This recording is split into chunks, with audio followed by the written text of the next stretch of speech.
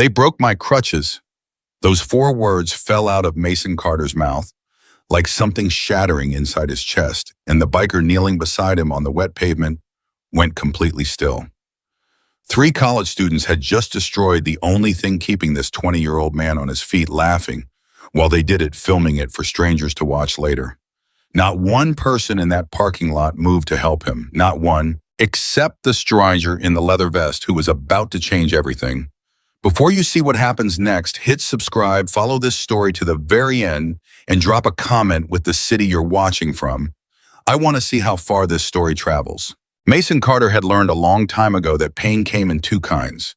There was the kind that lived in his right leg, the deep ache that never fully left, no matter how many years passed since the accident. And there was the other kind, the kind that lived somewhere behind his ribs, the kind that showed up whenever he realized that people had decided without ever asking him exactly what he was capable of. That second kind of pain was always worse. On a gray autumn afternoon in Reno, Nevada, the wind cutting sideways across the parking lot of Whitmore Community College, Mason sat on the cracked sidewalk with his hands wrapped around two broken pieces of carbon fiber. His breath came out in short, shaking bursts. His palms were scraped raw from the fall, and all around him, students kept walking to their cars, some glancing down, most not bothering to look at all. He had learned to ride a crowd a long time ago. He knew the difference between people who didn't see him and people who saw him perfectly well and chose to look somewhere else. This was the second kind. This was always the second kind. "Get up," a voice said from somewhere behind him, thick with amusement. "Come on, man, it's not that deep." Mason didn't turn around. He didn't need to. He already knew the voice belonged to Tyler Briggs, the tallest of the three, the one whose father owned half the car dealerships on the east side of town, the one who had never once in his life had to ask permission for anything. "Yeah," said a second voice, this one lazier, dumber, the voice of a boy who laughed because his friends laughed. That was Connor Wells. "Dude, we barely touched it." Mason looked down at the two halves of his crutch lying in a puddle of gray water. Barely touched it. The carbon fiber had taken almost 2 years of overtime shifts to afford. It had taken a specialist in Sacramento who understood how his hip rotated differently than most people's, who had built the grip angle to match the exact curve of his palm. It had taken him standing in a parking lot just like this one, sweating through a fitting session, refusing to let his mother pay for even $1 of it because he needed it to be his. Barely touched it. "Somebody get this on camera," said the third voice, and Mason's stomach dropped because this was the voice that scared him the most. Dylan Hart didn't laugh like the others. Dylan filmed. Dylan posted. Dylan was the reason 3 months of humiliation now lived permanently on the internet comments section. Open strangers weighing in on whether Mason Carter deserved what happened to him. "Guys, come on," Mason said, and hated how small his own voice sounded. Just give me a second." "A second for what?" Tyler said, stepping closer, his shadow falling across Mason's lap. "You gonna cry? Come on, cry for the camera. That'll get views." Somewhere behind them, a girl's voice, quiet, uncertain, said, "Guys, maybe we should..." "Should what?" Connor snapped, cutting her off. "He's fine, look at him. He's fine." Mason was not fine. He pressed his palm flat against the wet concrete and tried to push himself up. But without the crutches, his right leg simply would not hold his weight the way it needed to. His knee buckled. He caught himself against the low brick wall, bordering the sidewalk, breathing hard through his nose, absolutely refusing to let these three see his eyes fill up. "Somebody help me," he said under his breath. Not to the bullies, not to anyone in particular. Just to the world. Just in case the world happened to be listening. Nobody answered. Dozens of students had gathered by now. Phones half raised, the particular energy of a crowd that senses something is happening but hasn't decided whether it's their business. A few looked genuinely uncomfortable. One young man in a Whitmore hoodie took 2 steps forward, like he might intervene, then stopped when Tyler turned and looked at him. Just looked. That was enough. That was always enough. Mason had stopped expecting anyone to step in months ago. He remembered the first time it happened, a shove near the vending machines, his backpack knocked to the floor, 3 laughing faces standing over him while 40 people watched and did nothing. He remembered thinking, surely someone will say something. Surely this is the moment someone decides this isn't okay. Nobody had. And so Mason had built a wall inside himself, brick by brick, week by week. He told himself it didn't matter. He told himself he didn't need them. He told himself that surviving quietly was its own kind of victory. But sitting on that cold sidewalk, looking at the broken halves of the only thing that let him walk through the world like a whole person, the wall cracked. Just for a second, just long enough for something raw and furious and heartbroken to rise up in his throat. "Why do you even do this?" he said louder now, looking straight at Tyler for the first time. "What did I ever do to you?" Tyler's smile faltered just barely, just for a heartbeat before he covered it with a shrug. "Relax, it's just a joke, man." "It's not a joke to me." "That's kind of the point of a joke," Dylan said from behind the camera, and Connor laughed too loud, the sound bouncing off the brick walls of the science building. Mason looked down again at the crutches. At the clean snap in the shaft, the exact place his hand had rested, 1,000 times the place worn smooth from years of gripping it. In the dark, gripping it on ice, gripping it the day he walked across the stage to receive his high school diploma, when 3 separate doctors had told his mother he might never walk unassisted again. 2 seconds. That's all it had taken them. 2 seconds to destroy 2 years of work and 8 years of fighting. "Please," Mason said, and this time his voice cracked completely. "Please just help me up." Silence. A girl near the back of the crowd lowered her phone, her face going pale, like she was only now understanding what she was witnessing. But she didn't move either. Nobody moved. 40, maybe 50 people, and not a single hand reached out.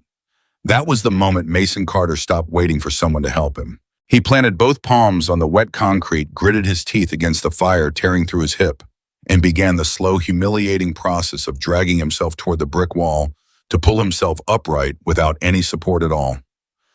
Every inch cost him something. Sweat broke out across his forehead despite the cold. His shirt soaked through where it pressed against the pavement. "Bro, this is actually kinda sad," Connor said, and Mason heard the click of another phone camera opening. That was when the sound arrived. Low first, a distant rumble that most of the crowd mistook for a delivery truck on the main road. Then it grew deeper, rolling unmistakably the growl of something with far more power than any truck engine. Heads began turning. Tyler's smirk faded into something closer to confusion. The girl who had lowered her phone turned fully around, craning her neck toward the street. A single black Harley-Davidson pulled to a stop at the curb across from the parking lot. The rider killed the engine, and for one strange moment, the entire crowd went quiet, as though the silence of the motorcycle stopping was somehow louder than its engine running. A man swung his leg over the bike with the unhurried ease of someone who had done it 10,000 times. He was tall, broad through the shoulders in the specific way of a man who had spent decades doing physical work. His gray beard trimmed close, his hair pulled back beneath a bandana. A leather vest hung over his flannel shirt, patches sewn across the back and chest. Tattoos crawling up both forearms faded in places, the way old ink fades on skin that has seen 40 summers. He didn't rush. He walked toward the crowd with the calm, deliberate pace of a man who had never once in his life needed to prove he belonged somewhere. And the strange thing, the thing Mason would remember for the rest of his life, was that the crowd parted for him without being asked. Nobody told them to move. They simply did. Tyler straightened up by an instinct in him, recognizing a different kind of presence entering the space. Can we help you?" The biker didn't answer him. His eyes had already moved past Tyler, past Connor, past Dylan in his still recording phone, and landed on the young man struggling against a brick wall with 2 broken pieces of carbon fiber lying beside him. He crossed the parking lot in 6 long strides and lowered himself down onto one knee in front of Mason, ignoring the wet pavement soaking into his jeans. "Hey there, son." His voice was low, gravel rough, but gentle in a way that made something in Mason's chest ache. "You all right?" Mason stared at him, at the tattoos, at the patches on the vest that read Hell's Angels in bold stitched letters. He had heard stories about men like this his whole life, most of them not kind stories. He didn't know whether to be afraid or relieved, and for a moment he simply didn't answer. "What happened?" the man asked again. Softer this time, his eyes flicking briefly to the 3 students, still standing a few feet away, filming, suddenly very unsure what to do with their hands. Mason's throat closed up. He looked down at the broken halves of his crutches, and when he finally spoke, his voice came out as barely more than a whisper. "They broke my crutches." 4 words. That was all it took. The biker's jaw tightened almost imperceptibly, a muscle flickering beneath his beard. He didn't shout. He didn't lunge at the three students standing nearby with their phones still raised. He simply looked at Mason with an intensity that made the young man feel for the first time and longer than he could remember completely and entirely seen. "What's your name?" Mason Carter." "I'm Victor." He extended a broad, calloused hand, not to shake, but to help. "Victor Hayes. Some folks call me Stone. Let's get you up off this ground, all right?" Mason hesitated only a second before gripping the offered hand, and Victor lifted him with an ease that suggested he had done far heavier lifting than one injured 20-year-old.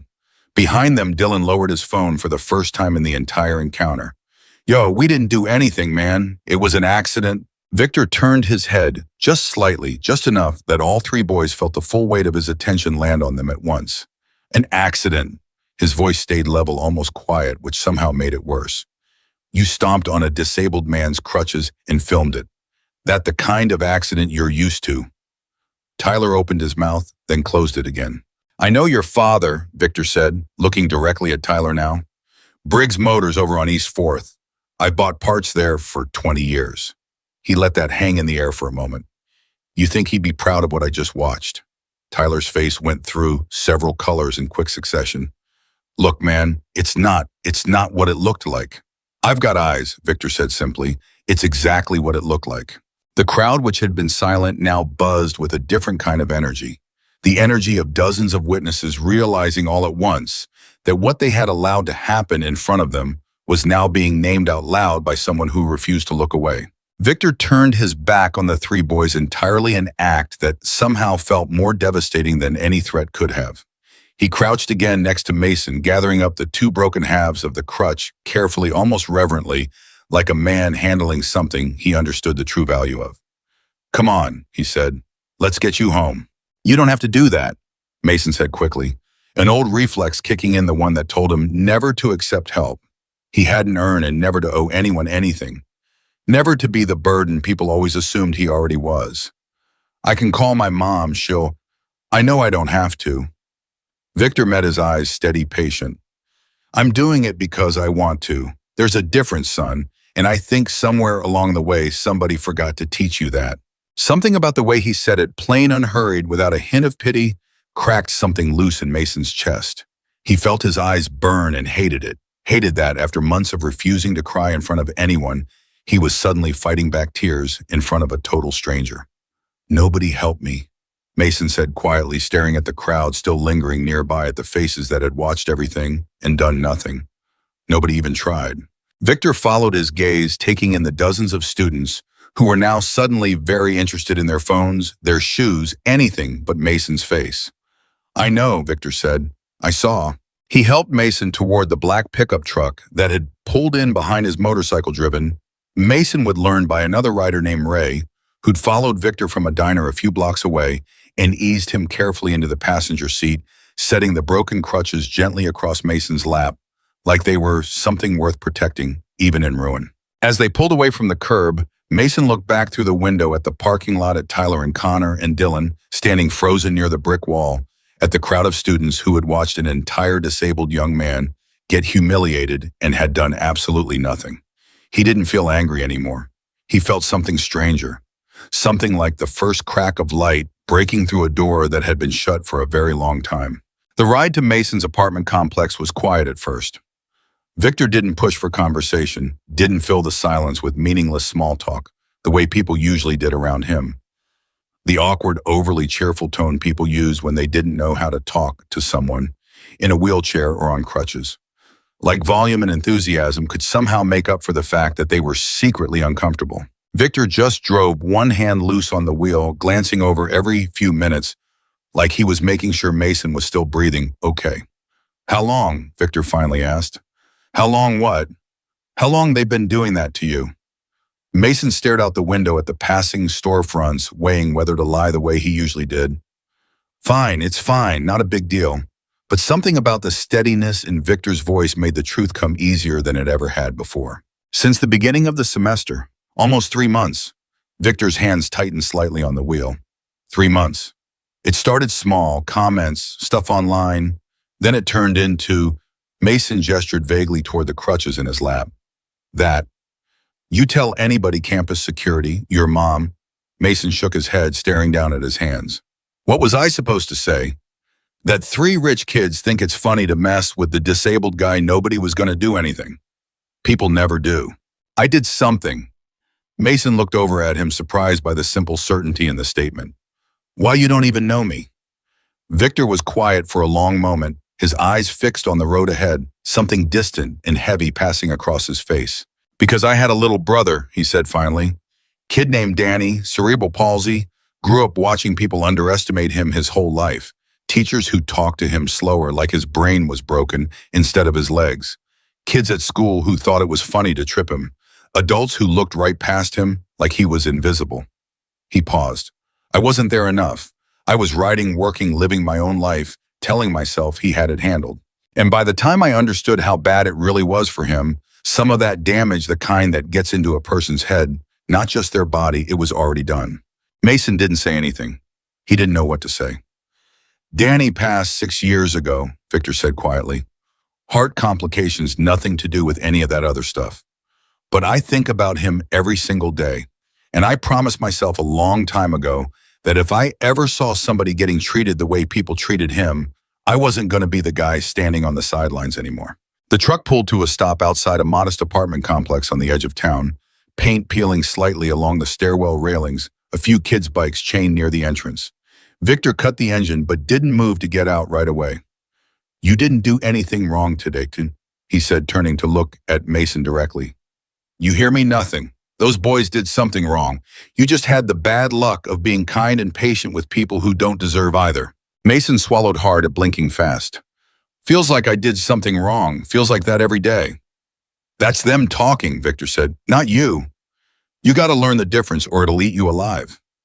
They sat there another moment before Victor finally opened his door and came around to help Mason out, careful and unhurried, the broken crutches tucked under one arm. The door to apartment 4B opened before they even reached it.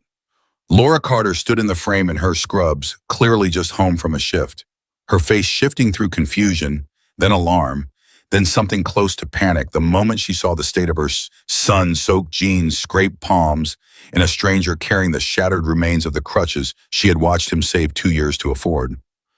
Mason, her voice cracked. Mason, what happened? Who is this? Mom, it's okay. It is not okay. She rushed forward, taking his face in both hands, scanning him for injury with the practiced eyes of someone who had spent years working in patient care. Your hands are bleeding. What happened to your crutches? Mason opened his mouth, and for the first time in 3 months, the truth came pouring out. He told her everything. The comments that started his jokes, the videos posted online without his permission, the names, the laughter, the day someone had switched the elevator settings so he'd have to take the stairs and filmed him struggling up each one. The months of small cruelties that had built brick by brick until today, when 3 boys had finally destroyed the very thing that let him move through the world with any dignity at all. Laura listened, her hands trembling, her face growing paler with every sentence until finally she pressed both palms over her mouth and turned away for a moment, her shoulders shaking. Why didn't you tell me? She whispered when she could speak again. Mason, why would you carry this alone for 3 whole months? Because you already carry so much, Mason said quietly. The bills, the extra shifts. I didn't want to be one more thing you had to fight for. You are never, never a burden to me. Her voice broke completely now. You are my son. Do you understand that there is nothing more important to me than you? Victor stood quietly near the doorway, watching the exchange with an expression Mason couldn't quite read. Something between grief and recognition, like he was seeing echoes of a conversation he wished he'd had with someone a long time ago. Laura finally turned to him, wiping her eyes, seeming to notice him fully for the first time. I'm sorry, I don't even know your name. Thank you for bringing him home. Victor Hayes, ma'am. Are you the one who... I just happened to be riding by, Victor said simply. Anyone decent would have done the same. Nobody else did, Mason said quietly, and the room went still. Laura looked between her son and the stranger standing in her doorway, and something in her expression shifted. Gratitude, yes, but also a flicker of exhausted calculation, the look of a woman doing math she'd done 1,000 times before. Those crutches, she said slowly. They weren't cheap. I don't know how we're going to replace them right now. Not with everything else.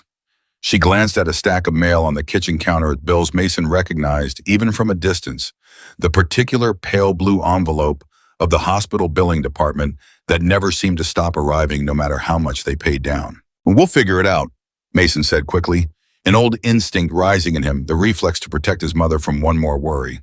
I'll use the old ones, the loaner pair from the clinic. I can manage. Those hurt your wrists, Laura said. You told me yourself. I can manage, Mason repeated quieter this time, like saying it twice might make it true.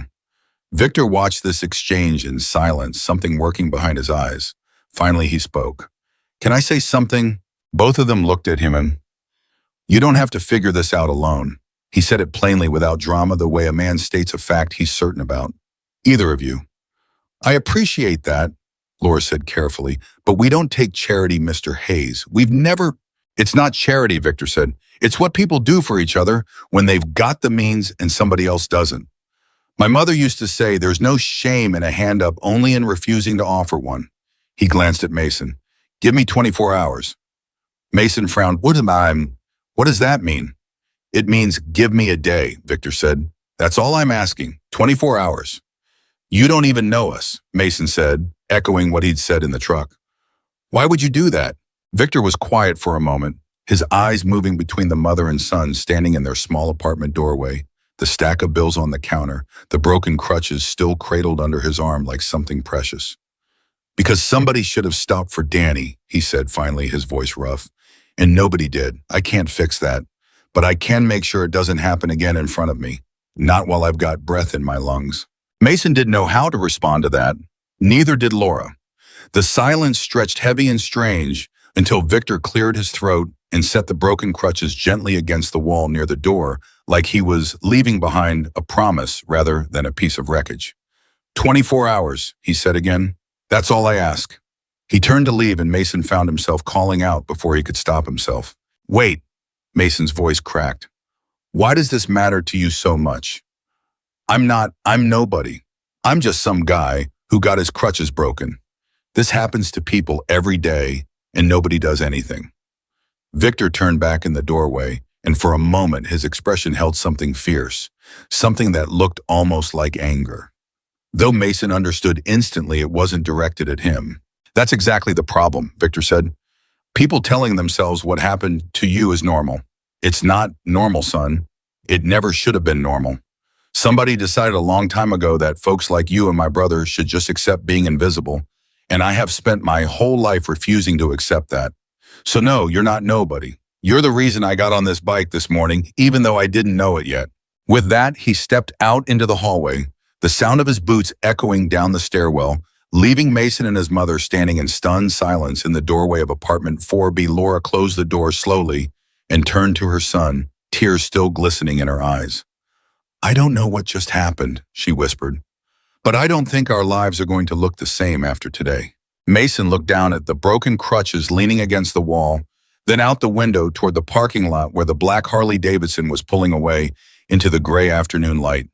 He didn't know it yet, but Victor Hayes had already picked up his phone before he even reached the bottom of the stairwell. The first call went to a man named Marcus Preacher, Doyle Road captains of the local chapter, a broad-shouldered veteran with 25 years of riding behind him and a voice that could silence a room without ever rising above a conversational tone. Preacher, it's Stone. I need you to hear something. Go ahead.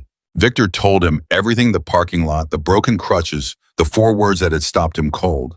He told him about Mason's mother standing in that small apartment doing math on bills she couldn't afford, about the old loaner crutches that hurt Mason's wrists, about 3 wealthy kids who thought disability made a person an acceptable target for entertainment. There was a long silence on the other end of the line. You know what this reminds me of, Preacher said finally. It wasn't a question. I know. You want me to make some calls? I want to do more than that. Victor's voice hardened. I want that kid to wake up tomorrow and understand all the way down to his bones that somebody sees him, that he's not invisible, that he's never going to be invisible again. Another pause. Then Preacher said something that would set the next 24 hours into motion. Give me a few hours. I'll make the calls. He kept his word. By 7 that evening, phones were lighting up across 3 counties. Mechanics closing up their shops for the night. Veterans sitting down to dinner with their families. Fathers who understood exactly what it meant to watch your child struggle against a world that refused to make room for them. Men and women who had spent decades being judged by strangers based on the leather they wore and the bikes they rode, never once being asked about the kindness that actually lived underneath. The messages spread simply without exaggeration, without embellishment. A 20-year-old disabled college student had his mobility crutches destroyed by bullies while an entire crowd watched and did nothing. His mother was drowning in medical bills. He needed help, and more than that, he needed to know that somebody in this world was willing to stand beside him. By 9 o'clock, the responses had climbed past 50 riders. By midnight, past 90. Somewhere in that small apartment on the edge of Reno, Mason Carter lay awake in his bed, staring at the ceiling, replaying the events of the day over and over. The sound of his crutch snapping, the silence of the crowd, the low rumble of a motorcycle engine cutting through that silence, like something arriving exactly when it was needed most. He didn't believe Victor's promise. Not really.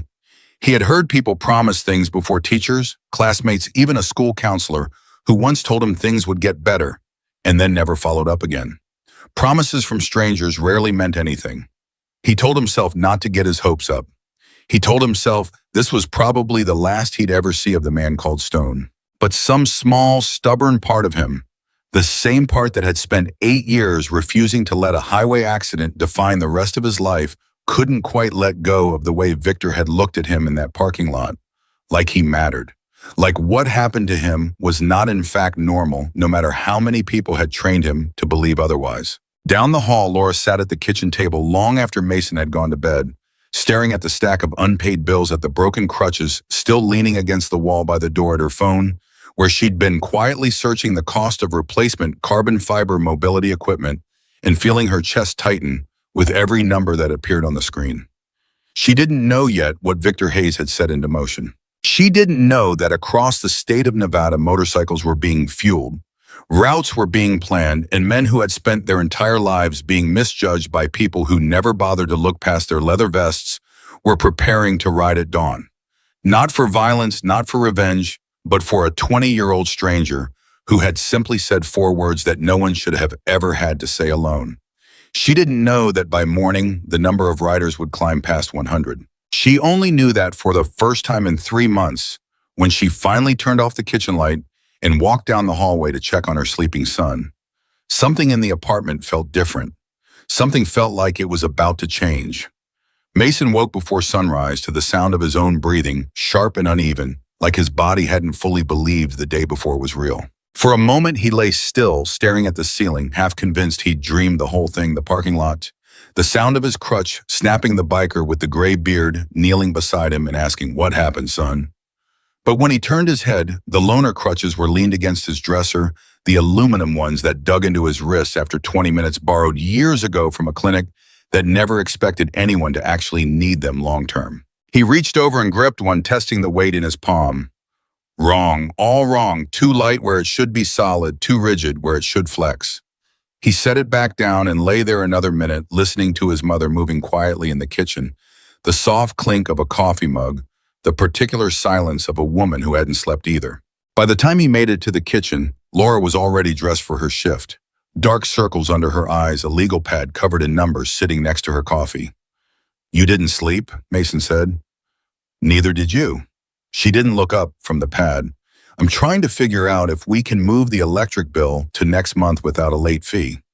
"Mom, I called the clinic already. The soonest they can even look at custom crutches is 3 weeks out, and that's just for the measuring appointment." She finally looked up, and the exhaustion on her face hit him harder than anything the bullies had done. 3 weeks, Mason. 3 weeks of you using those aluminum ones that tear your wrists apart. I'll manage." "Stop saying that." Her voice cracked sharper than he expected. "You keep saying you'll manage like managing is the goal. Managing isn't living, baby. You deserve more than managing." Mason didn't have an answer for that. He sat down across from her, reaching for the crutches, leaned against the table, testing his weight against them, already feeling the familiar bite against his palms. "Did that man call?" he asked. "Victor." "Not yet." Laura glanced at the clock. It's barely 6 in the morning. I don't know why I keep looking at my phone like he's going to text. You believed him. She was quiet for a moment, turning her coffee mug slowly between her hands. I don't know what I believe. I've had a lot of people promise things over the years, Mason.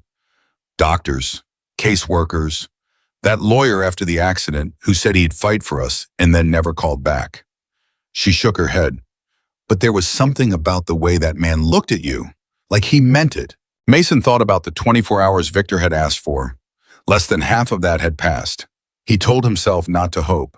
Hope was expensive, and he'd learned a long time ago not to spend what he couldn't afford to lose. He forced down half a bowl of cereal, kissed his mother on the cheek, and made his way out to the bus stop on the borrowed crutches, each step sending a familiar ache shooting up through his forearms. He didn't know that 3 miles away, in a house with a circular driveway and 2 Mercedes parked outside, Tyler Briggs was having a very different kind of morning. Richard Briggs stood in his kitchen in a pressed shirt phone against his ear, his voice low and controlled in the way of a man used to fixing problems before they became public. I don't care how it looks, Tyler. I need you to tell me exactly what's on that video.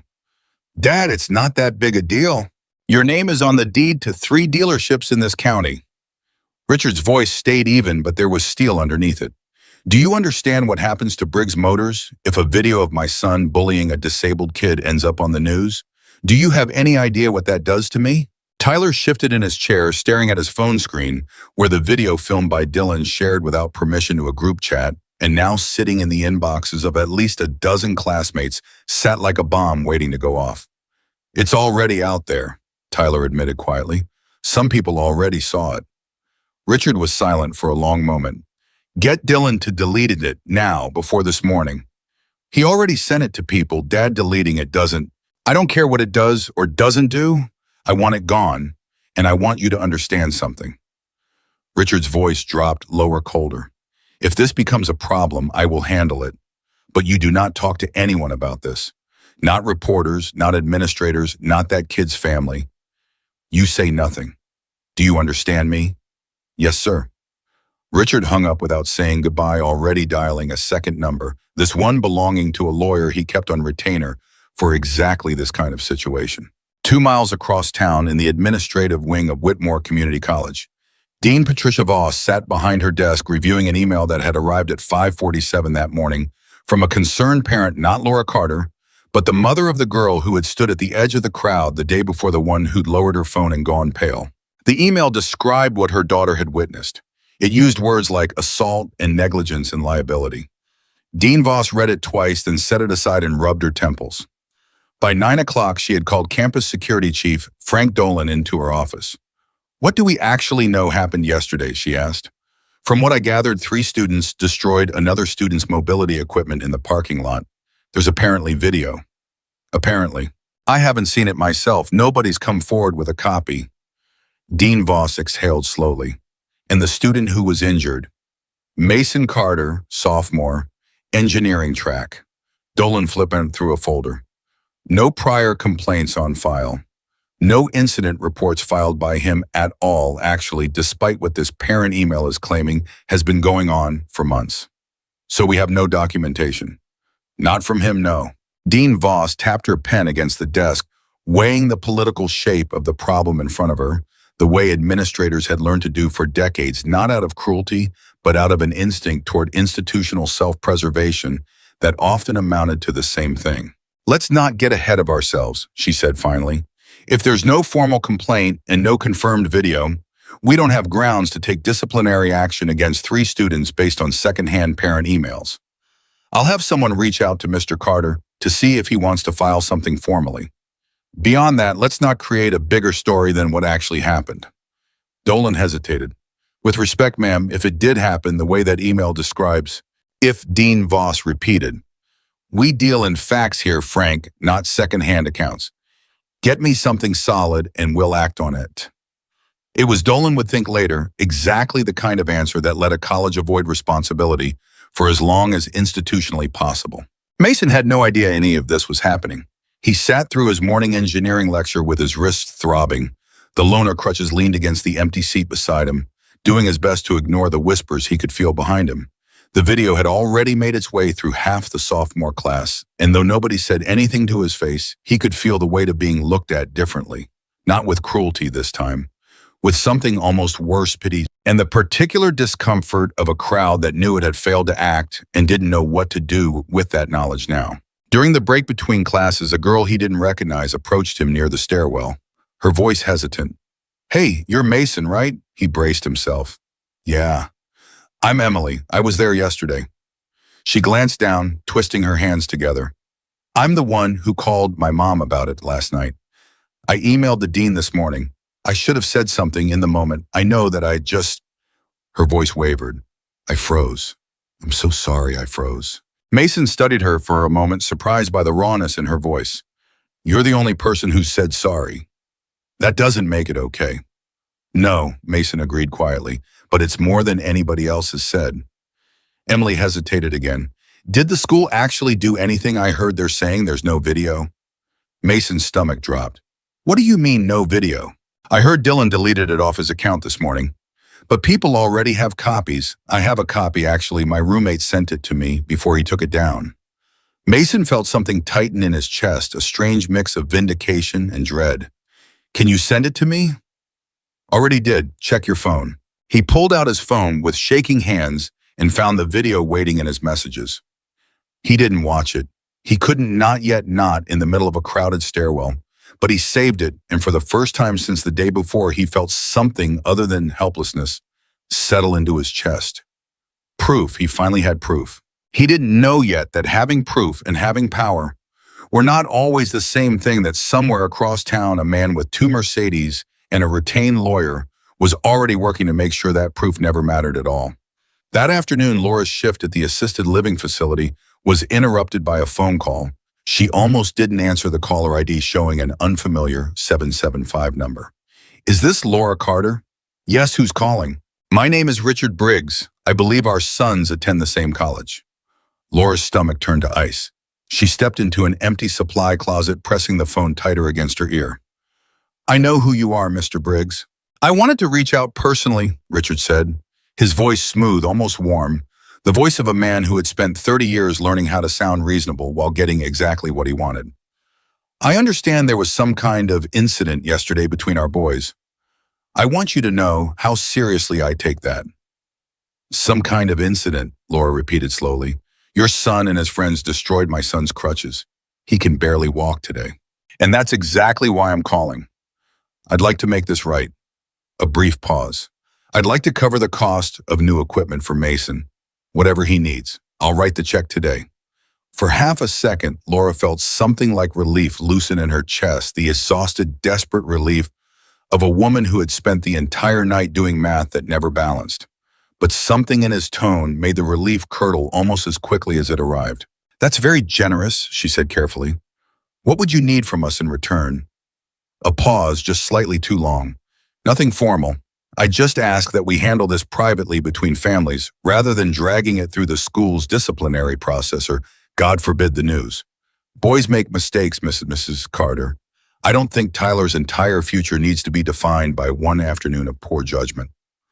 There it was. Laura closed her eyes, gripping the phone hard enough that her knuckles went white. "Your son filmed my disabled child crying on the ground and laughed while he did it, Mr. Briggs. That's not one poor decision. That's the ending of 3 months of torment. I understand you're upset. You don't understand anything." Laura's voice shook, but she didn't back down. "You're not calling because you care about my son's well-being. You're calling because you're afraid of what happens to your business if this gets out. And I would rather struggle for the rest of my life paying off medical bills than take a single dollar that's meant to buy my silence." The warmth drained instantly from Richard's voice. "I'd think carefully before you say things like that, Mrs. Carter. Accusations can go both ways. My lawyer tells me there are quite a few ways this could be framed: a physical altercation with unclear origins, an aggressive biker gang intimidating minors on a college campus. I'd hate for your son's name to end up connected to something like that." Laura went very still. "Are you threatening me?" "I'm simply saying that everyone has more to lose than they think in situations like this." His voice smoothed back over, deceptively gentle. "Think about it. The offer stands until tomorrow morning. The line went dead. Laura stood alone in the supply closet for a long moment, her hands trembling, before she slid down against the shelving unit and let herself cry for exactly 90 seconds. The only 90 seconds she would allow herself that entire day, before wiping her face, straightening her scrubs, and walking back out onto the floor to finish her shift, because that was what she had always done. That was the only thing she knew how to do. She didn't call Mason to tell him. Not yet. She didn't want to hand him one more thing to carry. But she did call one other number, the one still saved in her phone from the day before under the name Victor Hayes. He picked up on the second ring. "Mrs. Carter, everything all right?" "I need to tell you something," Laura said, her voice unsteady. "And I don't know if it's my place to be telling you at all, but I don't know who else to call." She relayed the entire conversation word for word, and as best she could remember, the offer, the check, the veiled threat about lawyers and biker gangs, and Mason's name being dragged through something ugly. By the time she finished, Victor had gone completely silent on the other end of the line, and when he finally spoke, his voice carried a coldness she hadn't heard from him before. "He tried to buy your silence." "That's what it felt like, yes." "And then he threatened you when you said no." Laura swallowed hard. "Yes." Victor was quiet for another moment. When he spoke again, his voice had leveled back out, but there was steel underneath the calm. Now the kind of steel that made Laura understand more clearly than she had the day before exactly what kind of man had walked into their lives. "Mrs. Carter, I want you to listen to me very carefully. You are not going to lose anything for telling the truth. Not while I'm standing anywhere near this. You hear me?" "I hear you, Bar," Laura whispered. "I just don't know how much that's worth against a man with lawyers." "It's worth more than you think," Victor said. "Give me till tomorrow morning. That's all I'm asking. One more day." After he hung up, Victor sat in the small office above the chapter's garage for a long time, staring at the framed photograph on the wall of a younger version of himself, standing beside a boy in a wheelchair. Both of them grinning at the camera outside a hospital that neither of them had wanted to be visiting that day. Danny had been 11 in that photograph. Some kid at his school had spent months calling him useless, mocking the way he talked, tipping his chair over in the cafeteria for laughs, while a room full of adults watched and did nothing, the same way a parking lot full of college students had done nothing the day before. Victor had been 23 then, deep into his first year of riding, telling himself he'd deal with it when he got back from his run through Colorado. By the time he got back, Danny had stopped telling anyone what was happening at school at all. He'd learned the way Mason had learned that silence was safer than hoping someone would help. Victor picked up his phone and called Preacher. "We need to move faster than I thought," he said. "There's a man named Richard Briggs trying to buy this family's silence and threatening them when it doesn't work. Owns 3 car dealerships. His son's one of the 3 who broke that boy's crutches. You want me to look into him? I want everyone to know exactly what we're riding for tomorrow. Not just a kid who got hurt. A family being threatened into silence by somebody with more money than decency.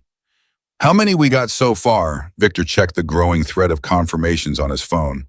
106 last I counted. "By morning we'll break 130 easy," Preacher said. "There's a chapter out of Sparks wanting in. Couple riders from Carson City too, heard about it through Doc's network. Doc's coming. Says wouldn't miss it, says she's bringing supplies.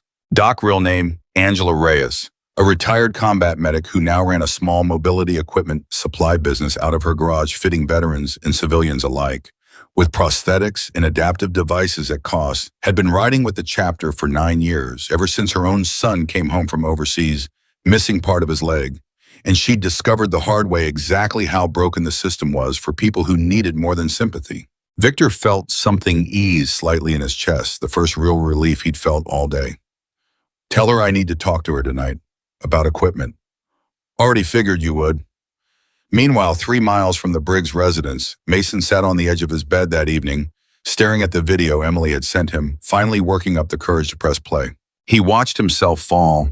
He watched the crutch snap under Connor's boot. He watched Tyler's laughing face fill the frame, heard Dylan's voice behind the camera, saying, "Somebody get this on camera." And he watched, this was the part that hurt. Worst, he watched the crowd of students standing perfectly still, phones half raised, nobody moving, nobody speaking for nearly 90 full seconds before the video ended. 90 seconds. He had counted every one of them in real time the day before, and somehow watching it now from the outside made it feel even longer. He set the phone down and pressed the heels of his hands against his eyes. "You okay?" Laura's voice came from the doorway. She hadn't told him yet about Richard Briggs. She was still deciding whether she had the strength to. "I keep thinking maybe I made it worse than it was," Mason admitted quietly. "Like maybe I'm being dramatic. But then I watch it and it's worse than I remembered." "Nobody moved, Mom. 90 seconds and nobody moved." Laura crossed the room and sat beside him, wrapping an arm around his shoulders. "That's not on you."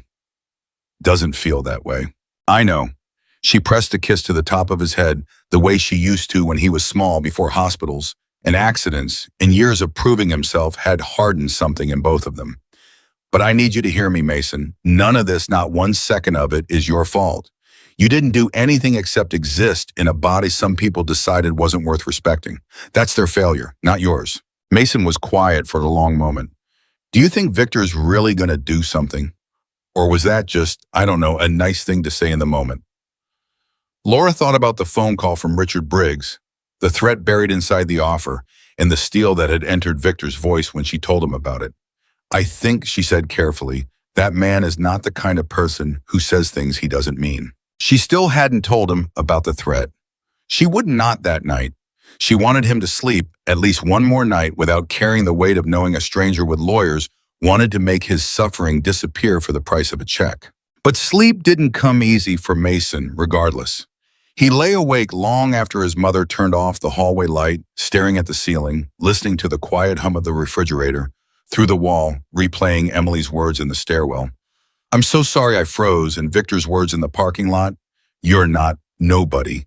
And somewhere underneath all of it, a small, persistent question he couldn't shake. What if tomorrow came and nothing changed at all? He had been disappointed by hope before. He knew exactly how much it cost when it didn't pay off. Across town, that same question was being answered in a garage that smelled of motor oil and coffee, where over 100 confirmed riders had become 130 by 10 that night, each name added to a growing list that Preacher kept updated on a whiteboard nailed to the wall. Doc arrived a little after 9, her own bike parked beside a dozen others already lined up outside a duffel bag slung over one shoulder that she set down on the workbench with a heavy clank. "Talk to me," she said to Victor, pulling out a notepad. "What's the kid's build height weight injury type?" "Right leg damage from a highway accident when he was 14. Hip rotations affected. That's why his old crutches were custom fit angled grip. Something about how his palm sits different than most people's." Doc nodded, jotting notes. "Carbon fiber forearm platform crutches probably. I can get a custom set built by morning if I call in a favor with my supplier in Sacramento, but it's going to cost 1,200–1,300, maybe more, depending on the exact specs." "I'll cover it if I should cover it," Victor said immediately. "You sure that's not small money?" "I got a pension and no kids of my own to spend it on," Victor said. "Can't think of a better use for it than this." Doc studied him for a long moment, something knowing in her expression. "This is about Danny, isn't it?" Victor didn't answer right away. "Every damn day of my life." Doc reached out and squeezed his shoulder, once firm and brief, the way people who'd spent years around loss learned to comfort each other without needing many words for it.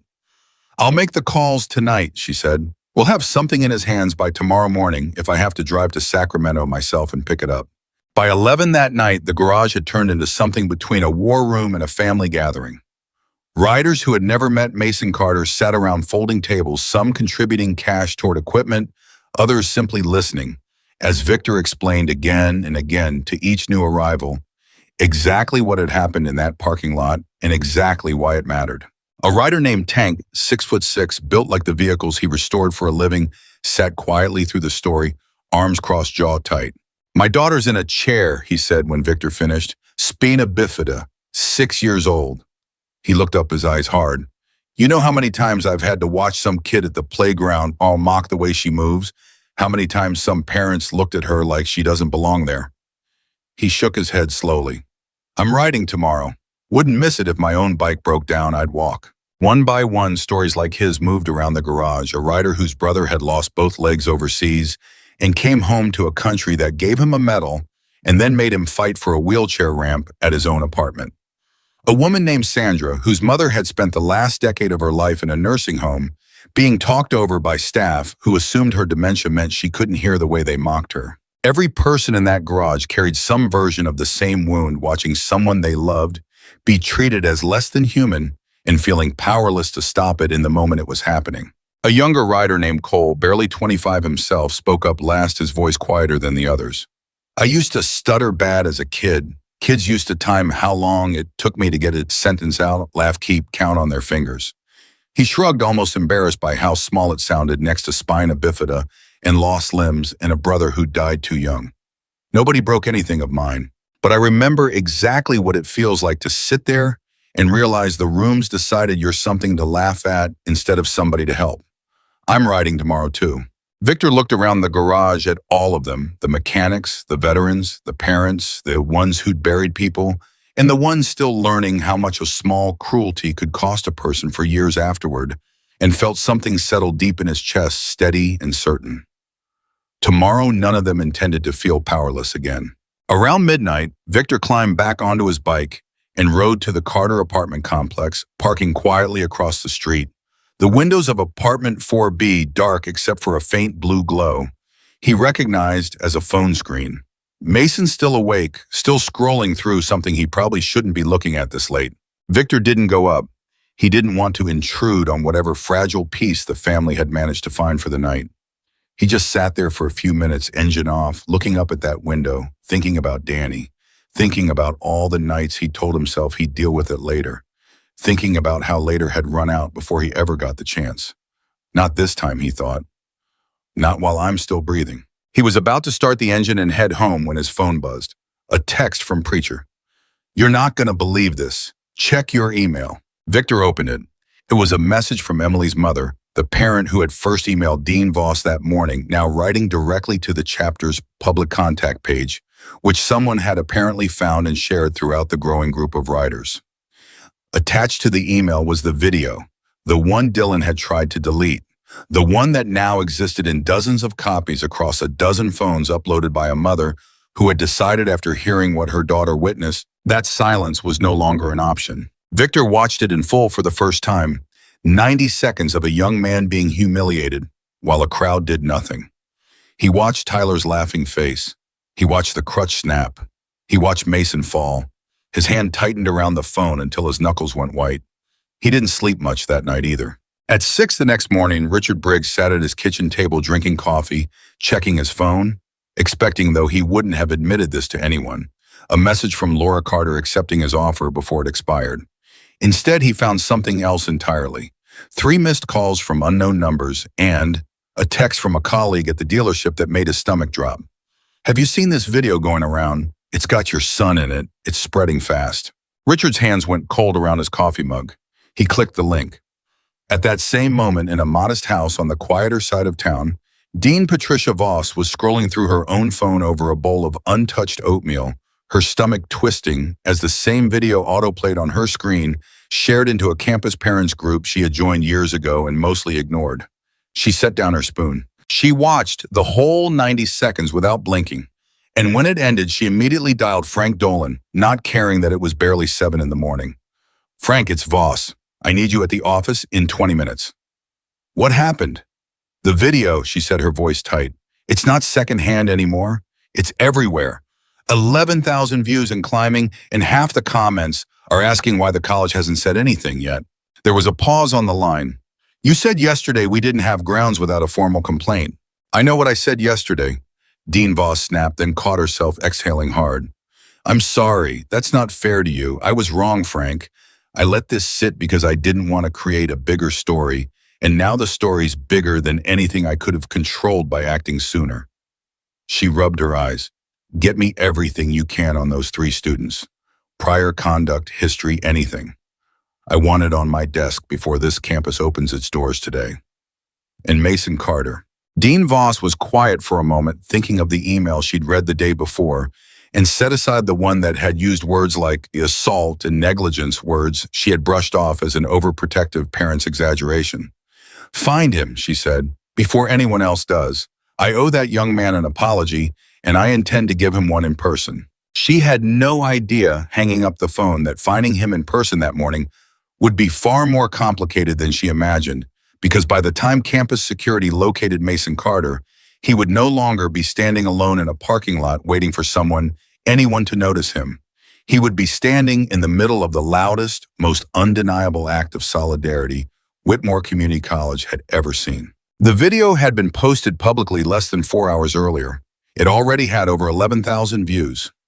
Richard scrolled the comments, his breath coming faster with every line. Strangers calling for the college to expel the boys, involved strangers tagging local news stations, strangers writing things about his family, his business, his name that made the blood drain from his face. His phone rang. Tyler.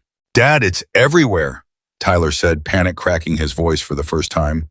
"People are sharing it. Someone posted my Instagram. There's people saying they're going to report it to the news."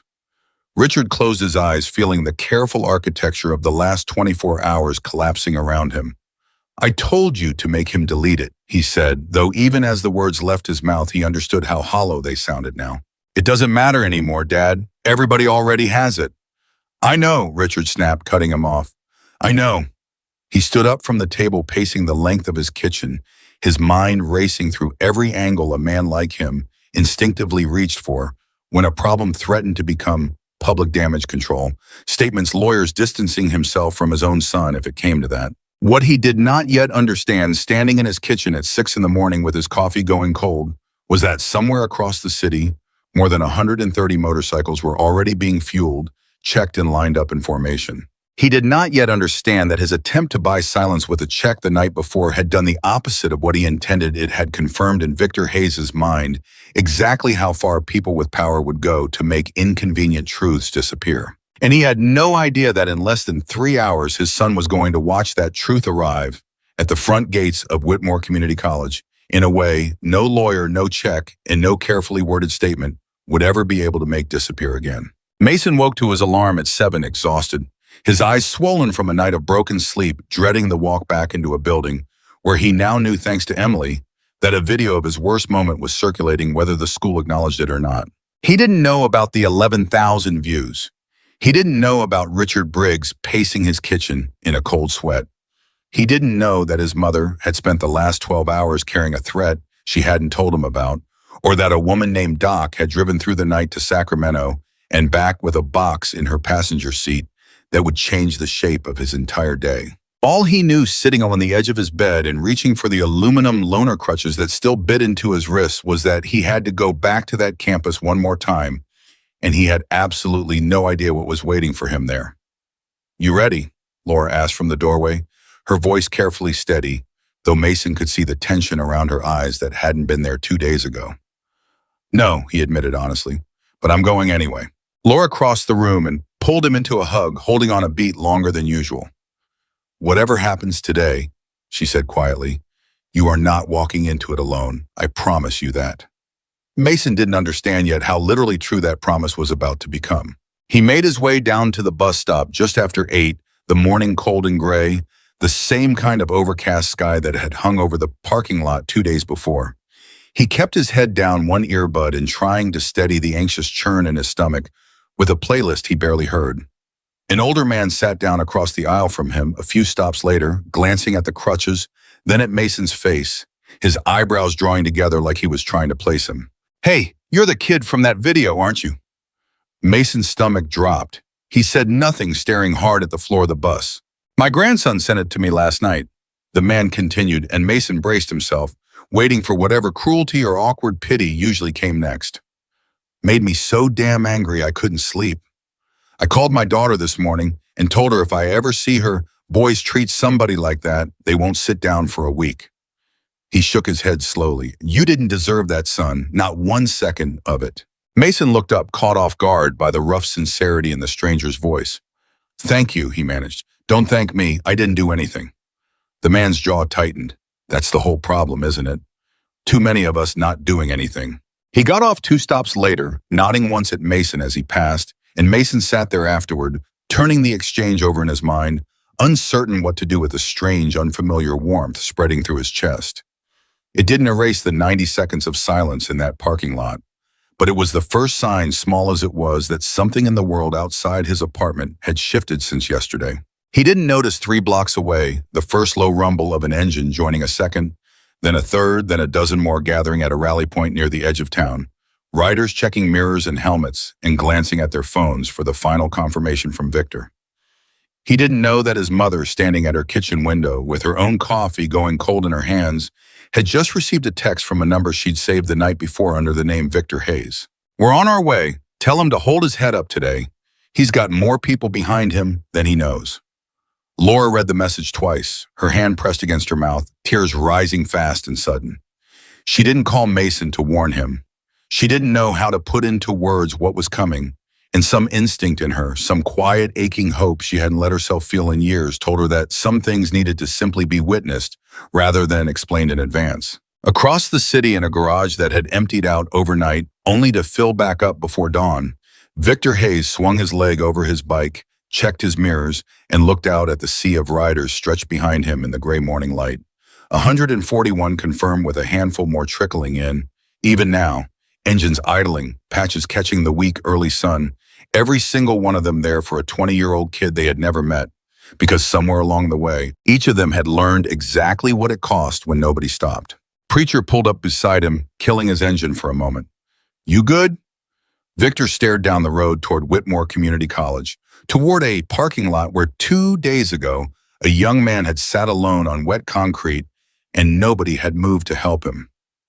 "I've been waiting to be good at this for 6 years, Victor said quietly. "Since the day I buried my brother and promised myself I wouldn't let it happen again in front of me." Preacher nodded, once understanding exactly what he meant. "Then let's go be good at it," he said, and pulled his helmet back down. Behind them, 141 engines roared to life almost in unison, the sound rolling out across the still morning air like something enormous. Finally waking up, and somewhere across town, a young man on a crowded bus had no idea that his entire world was about to be turned upside down by the one thing he had stopped believing in, the sound of people choosing to stand beside him. Mason made it through his 9 o'clock lecture without hearing a single word of one hit. He sat near the back, the aluminum crutches propped against the empty seat beside him, his eyes fixed on his notebook without actually seeing the notes he was supposed to be taking. Every few minutes, his phone buzzed in his pocket. Emily sending him screenshots of comments piling up under the video, strangers he'd never met, writing things like, "This kid deserves better." And where is the school in all this? And every buzz sent a fresh wave of nausea rolling through his stomach. He didn't want to be famous for this. He didn't want strangers arguing about his pain in a comment section. He just wanted the ache in his wrists to stop, and the ache somewhere deeper than his wrists to stop along with it. At 9:40, a knock interrupted the lecture. Frank Dolan leaned into the room, scanning the rows until his eyes landed on Mason. "Mr. Carter, could you step out for a moment? Dean Voss would like a word." Mason's stomach dropped straight through the floor. He gathered his things, slowly aware of every eye in the room following him, aware of the whispered, "Is that him?" rippling through the students near the door. He followed Dolan into the hallway, bracing himself for exactly the kind of conversation he had spent 3 months dreading, the one where an adult in a position of authority explained in careful institutional language why nothing was really going to change. "Am I in trouble?" Mason asked. "No," Dolan said, and something in his tone made Mason look at him more closely. "Actually, quite the opposite. Dean Voss wants to apologize to you. In person."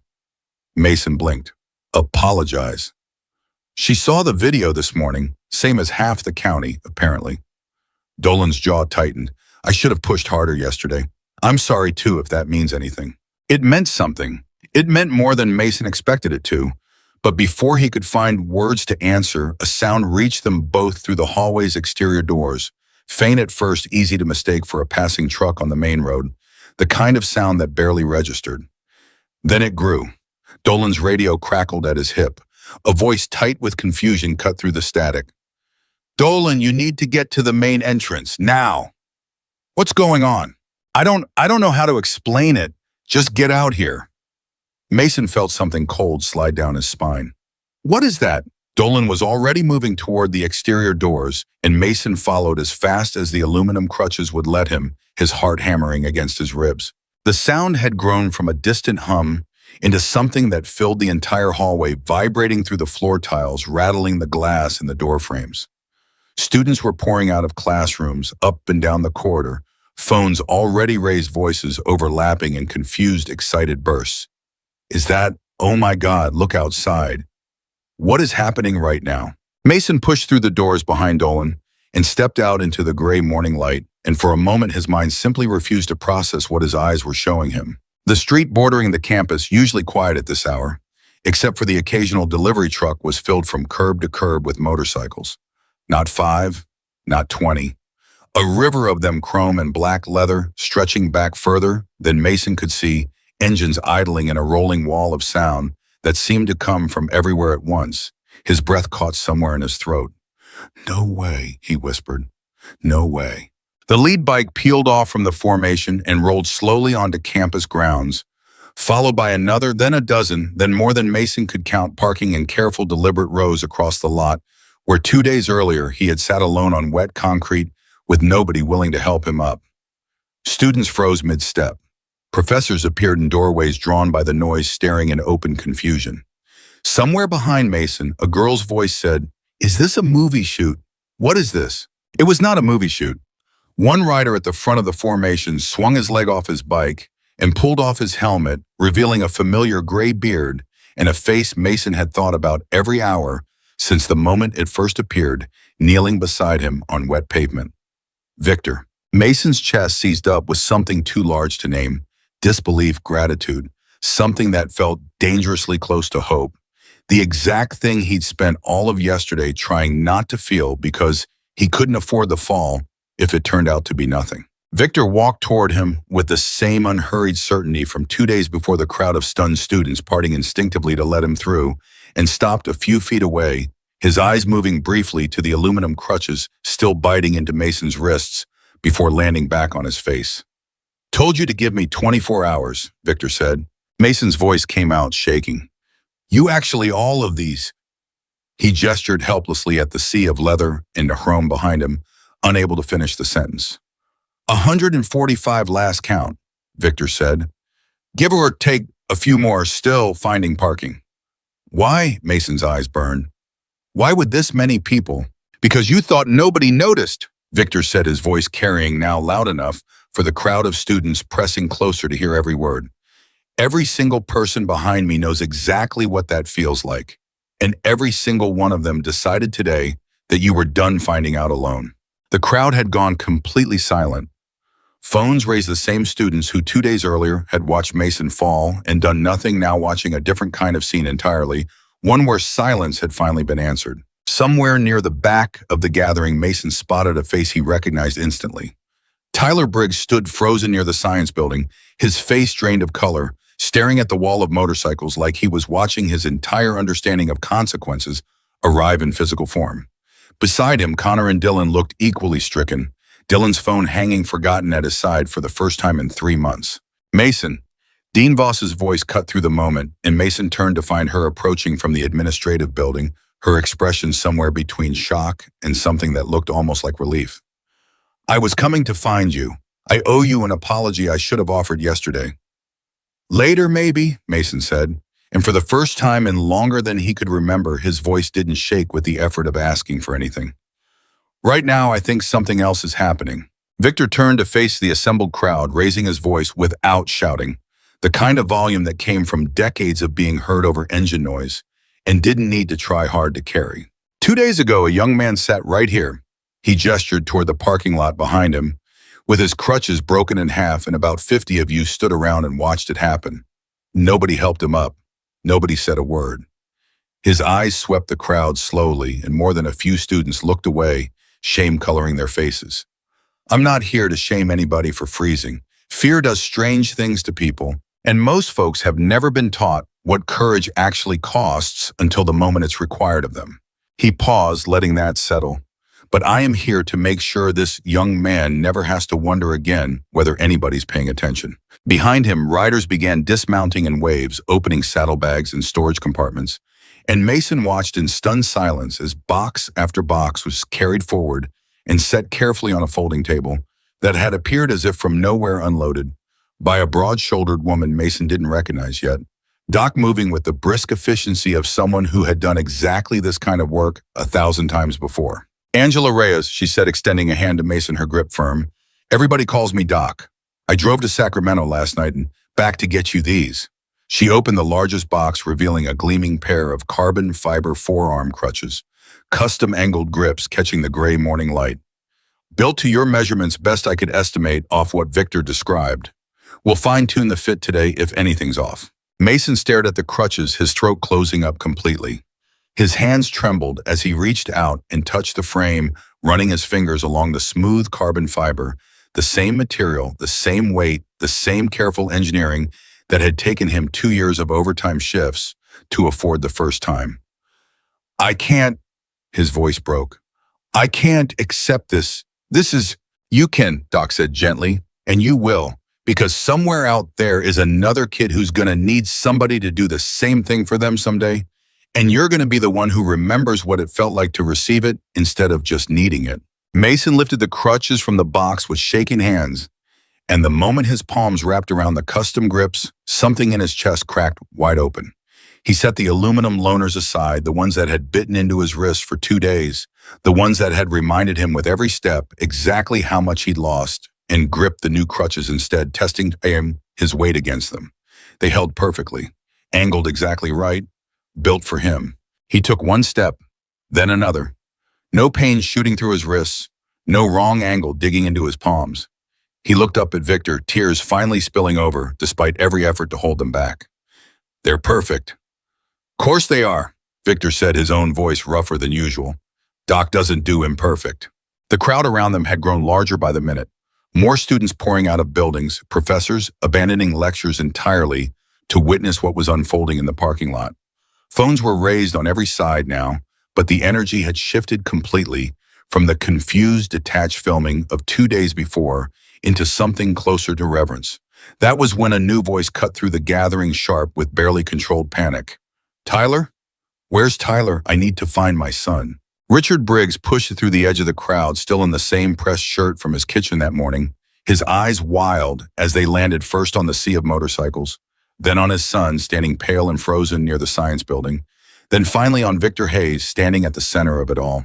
What is this? Richard demanded, striding forward with the forced authority of a man used to controlling every room he entered.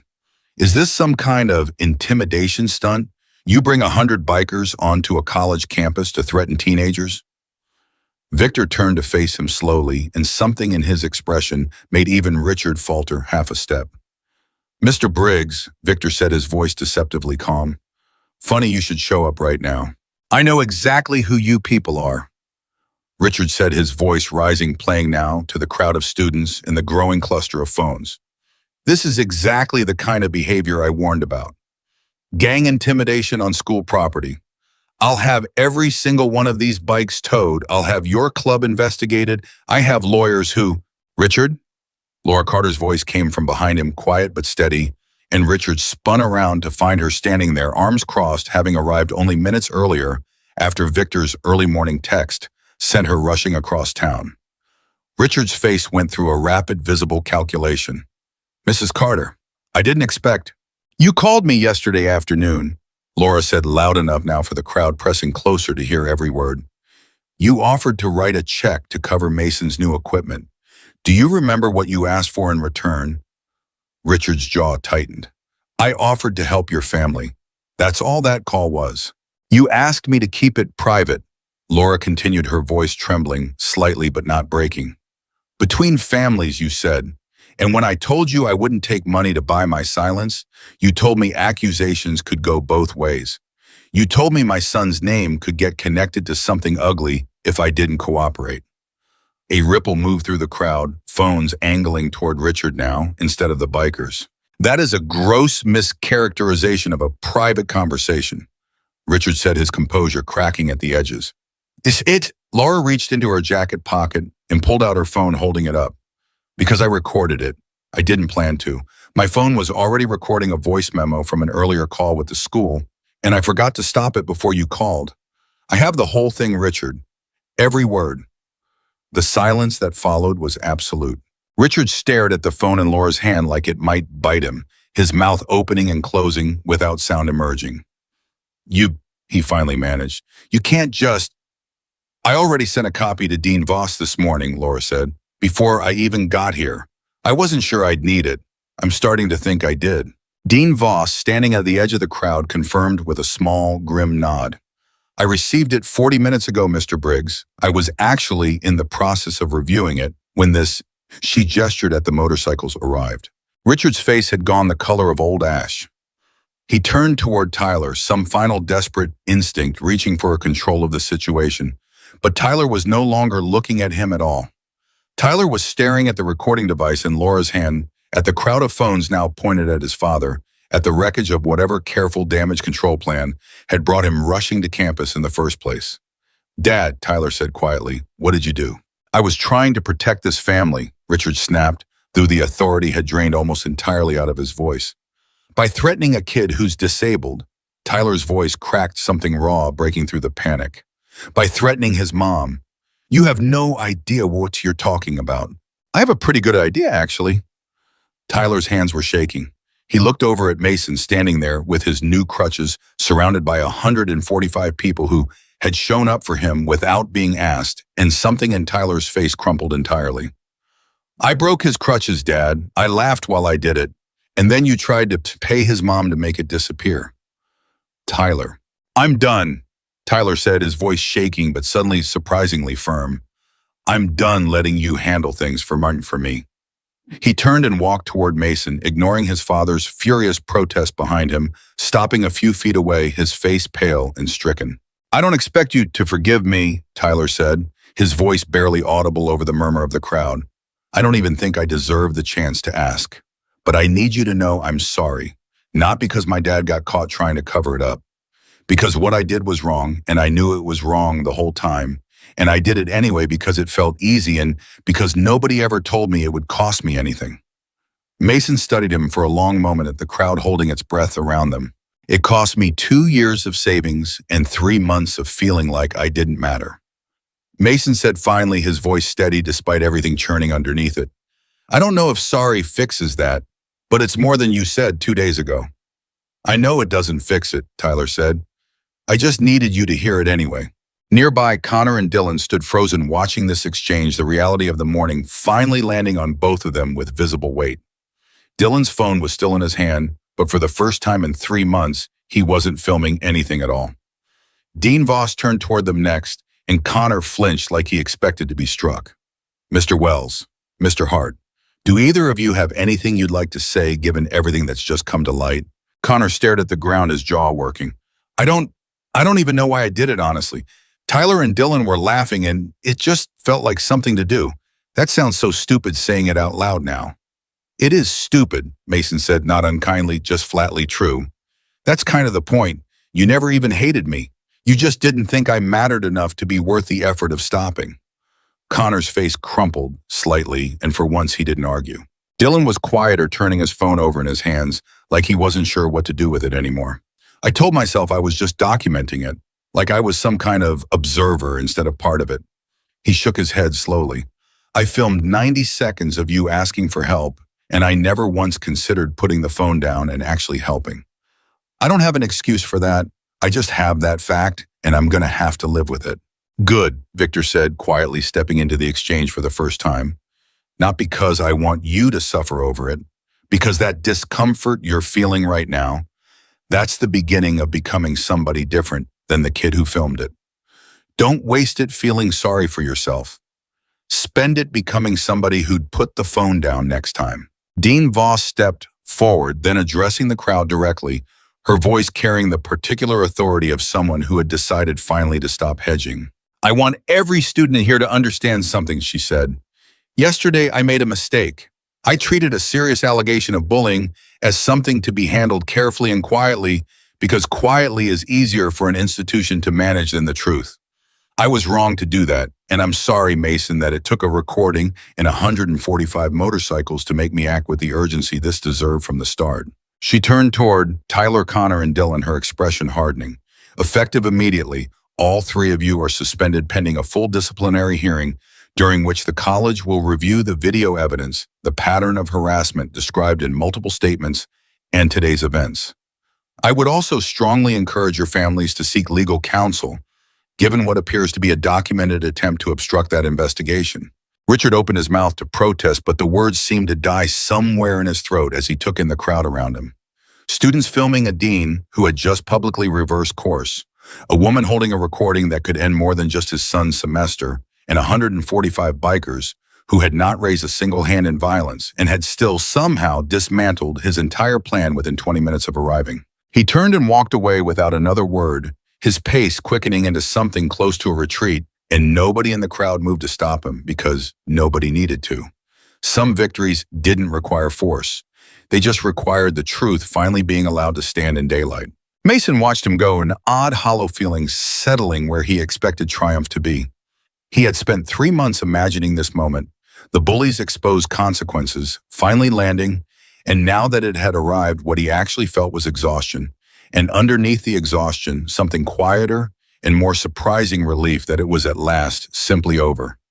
Victor seemed to read the shift in him instantly. He stepped closer, lowering his voice so it was just between the two of them. "Doesn't feel the way you thought it would, does it?" Mason shook his head slowly.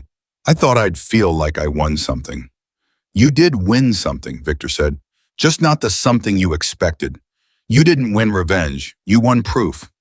Proof that you were never invisible no matter how hard the world worked to convince you otherwise." Before Mason could respond, a new voice called out from the edge of the crowd, a young woman with a microphone and a cameraman jogging to keep pace beside her, having clearly abandoned whatever assignment she'd started the day with. The moment word reached the newsroom, about 145 motorcycles converging on a local college. "Excuse me, are you Mason Carter?" She was slightly out of breath. "I'm with Channel 9. We got tipped off about a video that's been circulating, and then this," she gestured at the rows of parked bikes. "Call came through the scanner about an hour ago. Would you be willing to talk to us?" Mason looked at Victor, uncertain, an old instinct rising to shrink away from attention rather than step into it. "Your story," Victor said quietly. "Your choice. Nobody here's going to make you do anything you don't want to do." Mason turned back to the reporter, drawing a slow breath, feeling the solid, perfect weight of his new crutches beneath his palms. "Yeah," he said, "I'll talk." The interview that followed would later be replayed on local news broadcasts across 3 counties, then picked up by regional outlets, then finally clipped and shared far beyond Nevada entirely. But in the moment, none of that mattered to Mason. What mattered was the reporter's simple first question, and the fact that for once, he didn't have to shrink his answer to make anyone comfortable. "Can you tell us what happened here today?"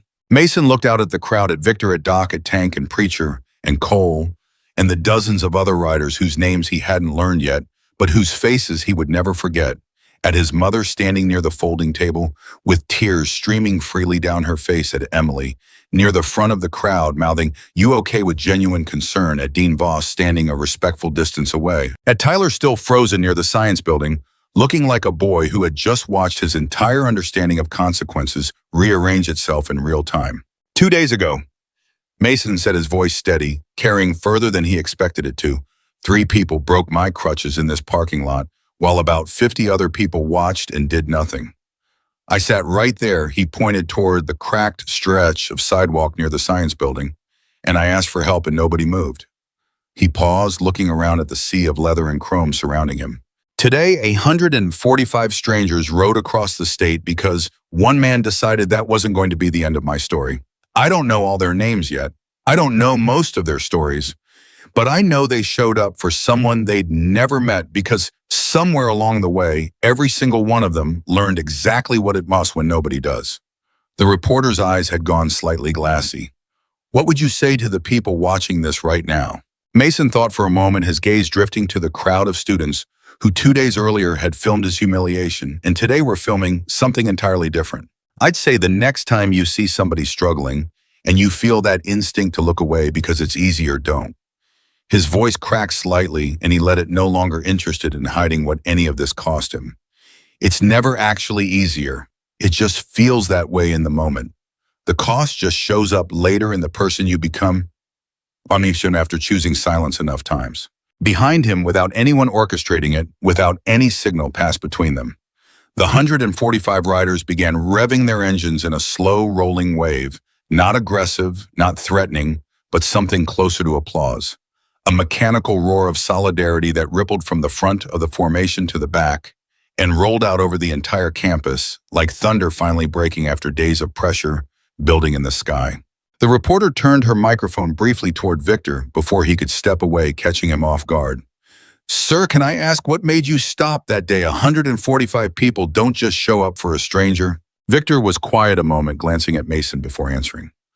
"I had a brother who spent his whole life being treated like his disability made him less than everybody else around him. I wasn't there enough for him when it mattered. I told myself a long time ago that if I ever got another chance to be the person who stops, I'd take it." He nodded toward Mason. This was that chance. And the others, all these riders, every one of them's got their own version of that story, Victor said. Somebody they didn't show up for in time, or somebody who never showed up for to them. Today wasn't really about a broken pair of crutches. It was about 145 people finally getting to do something about the regret they've been carrying. The reporter nodded slowly, clearly moved, and let the moment breathe before turning back to her camera. Students who had stood frozen 2 days earlier now stood cheering, some crying openly, the particular release of a crowd that had been carrying secondhand guilt for 48 hours and finally found somewhere to put it down. Emily pushed through the crowd toward Mason, her own eyes wet. "I emailed the dean. I sent you the video. I should have done more that day, but I promise you from now on, I'm not going to be the person who freezes." "You already weren't," Mason said. "You just didn't see it yet." A woman Mason didn't recognize hurried up beside Emily, slightly out of breath, clearly having rushed straight from her car. "You're Mason," she said. "I'm Emily's mom, Renee. I'm the one who sent that video to the dean this morning. I hope that was all right. I didn't know what else to do with it once my daughter told me what she saw." "It was more than all right," Mason said. "It's part of the reason any of this happened at all." Renee's eyes welled up. "I keep thinking about all the other kids who go through something like this, and nobody ever sends the email. Nobody ever makes the call." She glanced at her daughter. "I'm glad she told me. I'm glad she didn't just let it disappear the way these things usually do." A young man Mason vaguely recognized from his engineering lecture approached next, hovering awkwardly at the edge of the conversation before speaking. "I was there too, 2 days ago. I didn't film it, but I didn't do anything either, and I've felt sick about it since." He rubbed the back of his neck. "I don't have a good excuse. I just wanted you to know I saw it, and I'm not going to be the guy who does nothing next time." Mason nodded slowly, something settling in his chest with each new admission. "That's really all any of this was ever asking for. Just don't do nothing." Nearby, Laura finally reached her son, pulling him into an embrace so fierce it nearly knocked him off balance, new crutches and all. "I am so proud of you," she whispered into his shoulder. "I have never not for one single day been more proud of you than I am right now." "I didn't do this, Mom," Mason said, his voice muffled against her shoulder. "They did. They showed up," Laura said, pulling back to look at him. "But you're the one who's been surviving this for 3 months without ever once giving anybody the satisfaction of watching you break. That part was always you."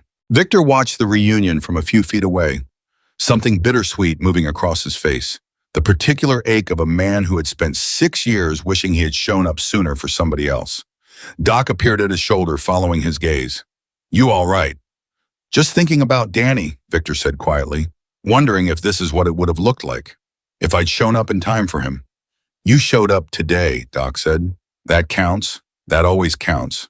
Preacher approached them both, his phone in hand, scrolling through something with a slight frown. "Victor, you're going to want to see this." He turned the screen around.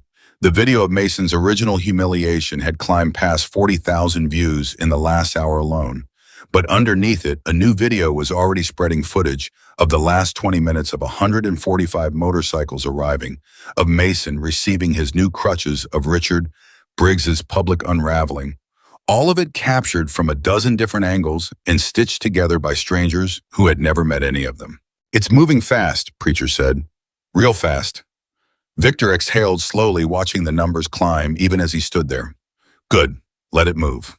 Let every kid out there who's ever sat alone on a sidewalk see exactly what showing up looks like." Near the folding table, Doc was already unpacking the second box, the one containing the financial assistance paperwork and the first documents outlining what would eventually become a proper scholarship fund, though none of them knew yet how large that fund was about to grow once the video reached its widest audience. Mason noticed the paperwork and frowned, stepping closer. "What's all this?" Financial assistance, Doc explained. Coverage for outstanding medical costs related to your leg, plus a fund specifically for disabled students at this college who need adaptive equipment and can't afford it. We started drafting it last night once Victor told us what your mom's been dealing with. Mason looked over at his mother, who had gone very still, one hand pressed against her mouth. You don't have to accept it today, Doc added gently. There's no pressure. It'll be here whenever you're ready. Laura's voice came out thick with emotion.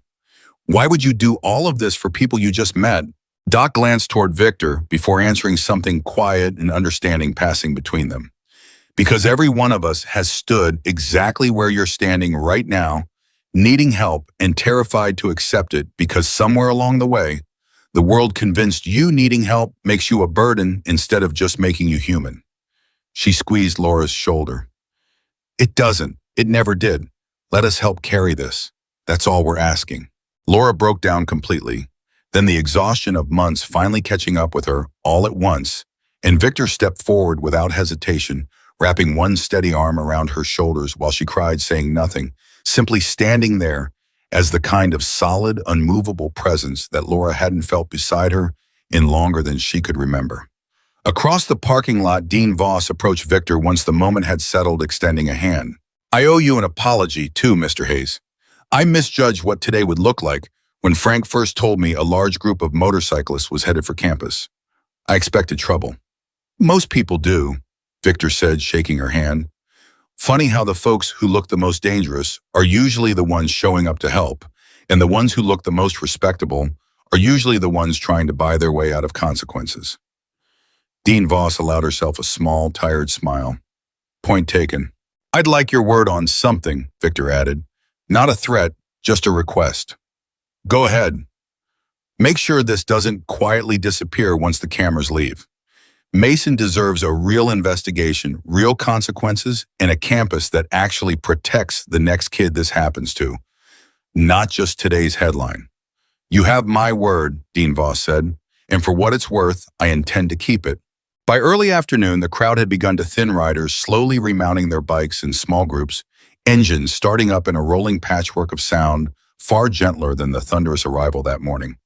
Mason stood near the edge of the lot, his new crutches solid beneath him, watching the campus slowly return to something resembling its normal rhythm.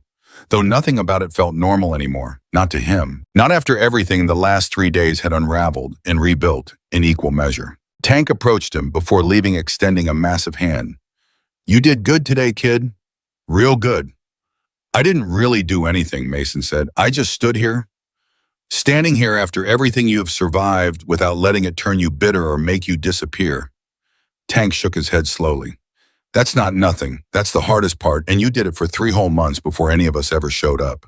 Cole passed by next, offering an awkward but genuine fist bump. For what it's worth, man, that thing you said to the reporter about the cost showing up later. That's gonna stick with me a long time.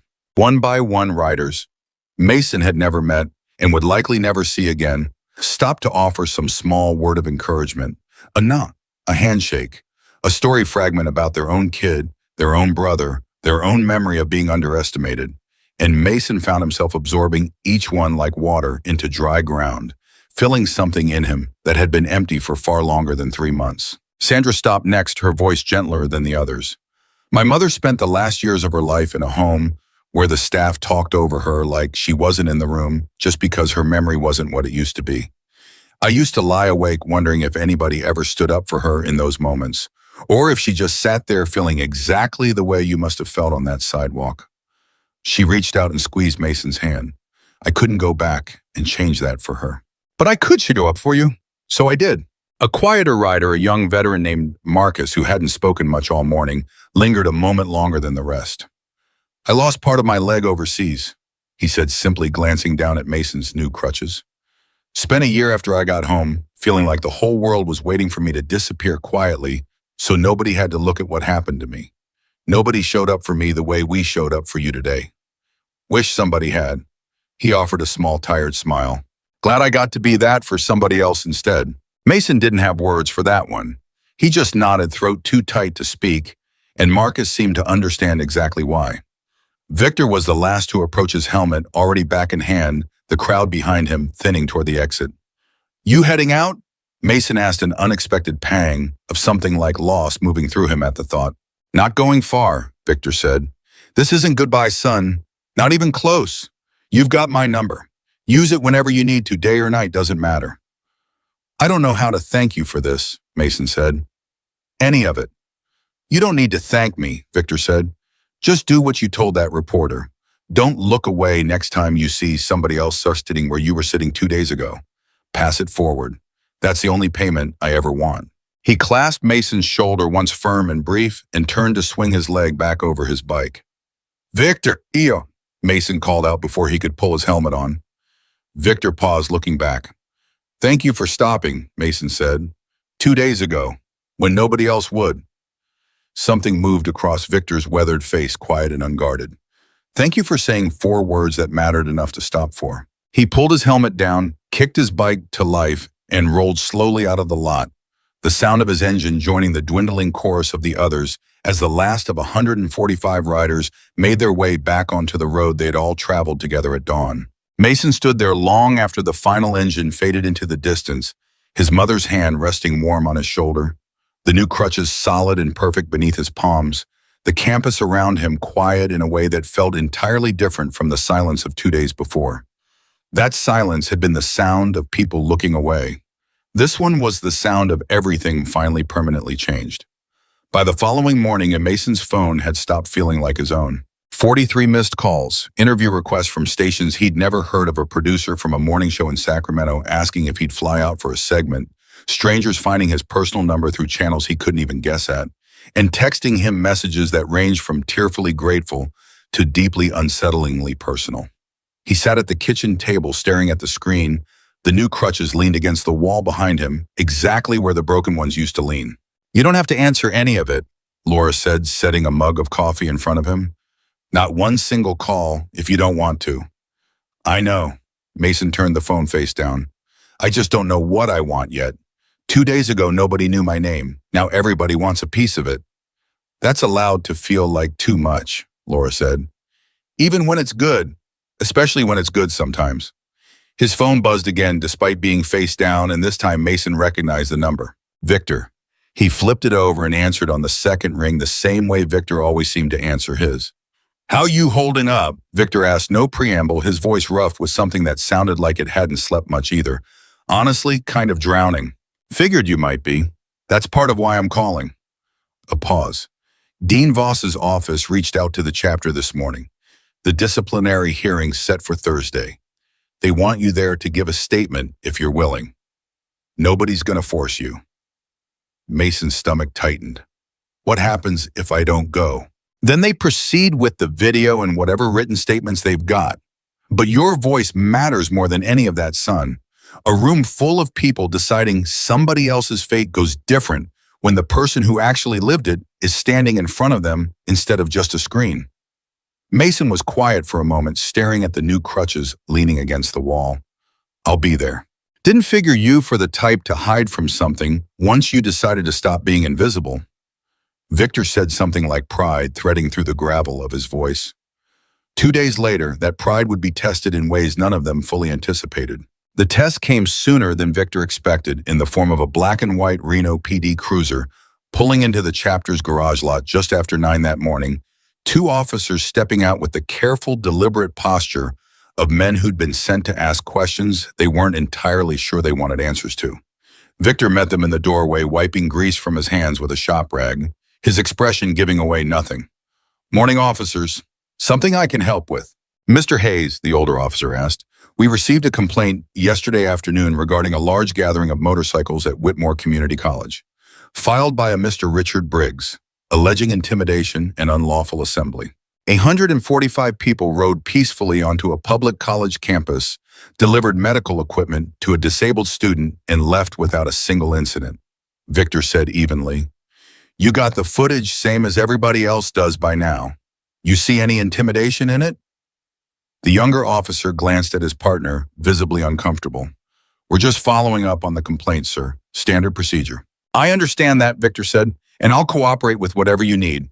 But I want you both to understand something plainly, so there's no confusion later. Every permit for that gathering was filed properly 2 days in advance.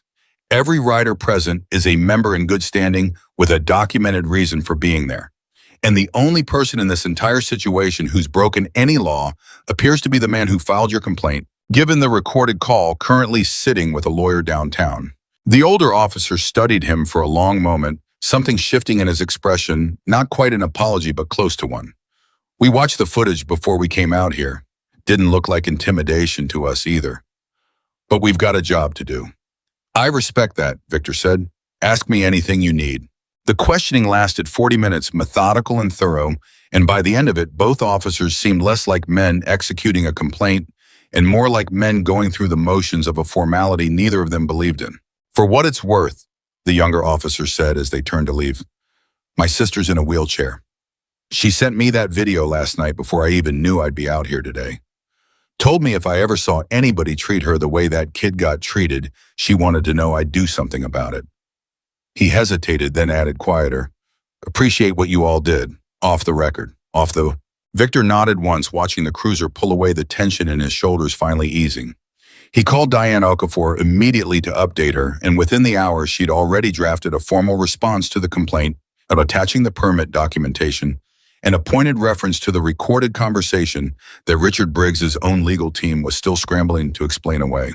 He's grasping at anything that might slow this down, Diane told Victor over the phone. Filing complaints, threatening lawsuits, hoping something sticks before the disciplinary hearing. It won't work, but I understand why it's exhausting to watch him try. On Wednesday afternoon, a courier arrived at the Carter apartment with a certified letter, thick and official, bearing the letterhead of a law firm Mason didn't recognize, Whitfield Marsh & Cole, the kind of name that took up an entire floor of some downtown office building. Laura's hand shook slightly as she opened it, reading through the dense legal language twice before she understood what she was looking at. What is it? Mason asked. Richard Briggs's lawyers, Laura said slowly. They're threatening to sue me for the recording. They can't do that. You didn't do anything wrong. They're claiming Nevada requires two-party consent to record a phone call and that I violated his privacy by recording without his knowledge. Laura's voice wavered between fear and disbelief. They're threatening damages. Real money, Mason. Money we absolutely do not have. Mason felt the old familiar cold spreading through his chest, the sensation of watching someone with power find a new angle to hurt the people who had finally stood up to him. He called Victor immediately, reading the letter over the phone word for word. Victor listened in silence, and when he finally spoke, his voice had gone flat and certain in a way Mason was starting to recognize as the sound of a problem about to be solved. Nevada's a one-party consent state, Victor said, meaning as long as your mother was a participant in that call, which she was since he called her directly, she only needed her own consent to record it. Not his.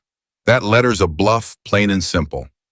Somebody's lawyer billing hours to scare a scared woman into backing down. Are you sure?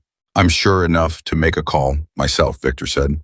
I've got a lawyer on retainer for the chapter, handles our permits, our insurance disputes, that kind of thing. I'm going to have her look at this today, and I'm going to have her write Richard Briggs' firm a response so clear they won't have any question about where this actually stands. That evening, the chapter's attorney, a sharp, no-nonsense woman named Diane Okafor, called Laura directly to walk her through exactly why the threat held no legal water. Her voice calm and reassuring in the particular way of someone who had spent decades untangling exactly this kind of intimidation tactic. They're not going to file, Diane said. Filing means discovery, and discovery means every text message, every internal email at that dealership becomes fair game if this actually goes to court. Mr. Briggs does not want a judge reading his communications about how to handle this quietly. This letter is meant to scare you into silence before it ever sees a courtroom. Don't let it. Laura exhaled a breath that she felt like she'd been holding for 2 days straight. Thank you. I don't know how to repay something like this. You don't, Diane said simply. This is what the chapter does. Consider it part of the same 24 hours Victor promised your son. Some promises take longer to finish keeping than others. 2 days later at the disciplinary hearing, Mason discovered exactly how much longer. The hearing room at Whitmore Community College felt smaller than Mason expected. A long table at the front where Dean Voss sat flanked by 2 other administrators and a representative from the college's legal counsel, rows of chairs facing them, where witnesses and involved parties waited their turn to speak. Mason sat beside his mother, his new crutches resting against his knee, watching Tyler, Connor, and Dylan file in on the opposite side of the room with their families. Richard Briggs sat rigid beside his arm, his face carefully arranged into an expression of contrition that didn't quite reach his eyes. Connor's parents looked exhausted, older somehow than Mason remembered from the parking lot 2 days earlier. Dylan's mother sat alone, her posture stiff, a lawyer beside her instead of a spouse. Dean Voss opened the proceedings without preamble. We are here to review the events of the past several days involving Mason Carter, Tyler Briggs, Connor Wells, and Dylan Hart, along with a documented pattern of prior conduct that has since come to light. The board has reviewed video evidence, written statements, and will now hear testimony directly. The words prior conduct that has since come to light landed heavier than Mason expected, and he glanced at Victor, seated a few rows back, arms crossed, watching everything with quiet, unwavering attention, uncertain what exactly the dean meant. He found out within minutes. A young woman Mason didn't recognize was called forward, first seated at a small table facing the board, her hands trembling slightly as she began to speak. My name's Priya Malhotra. I'm a freshman here. I wanted to come forward after I saw what happened to Mason because I realized I'd seen this before. Not exactly the same, but close enough that it made my stomach turn.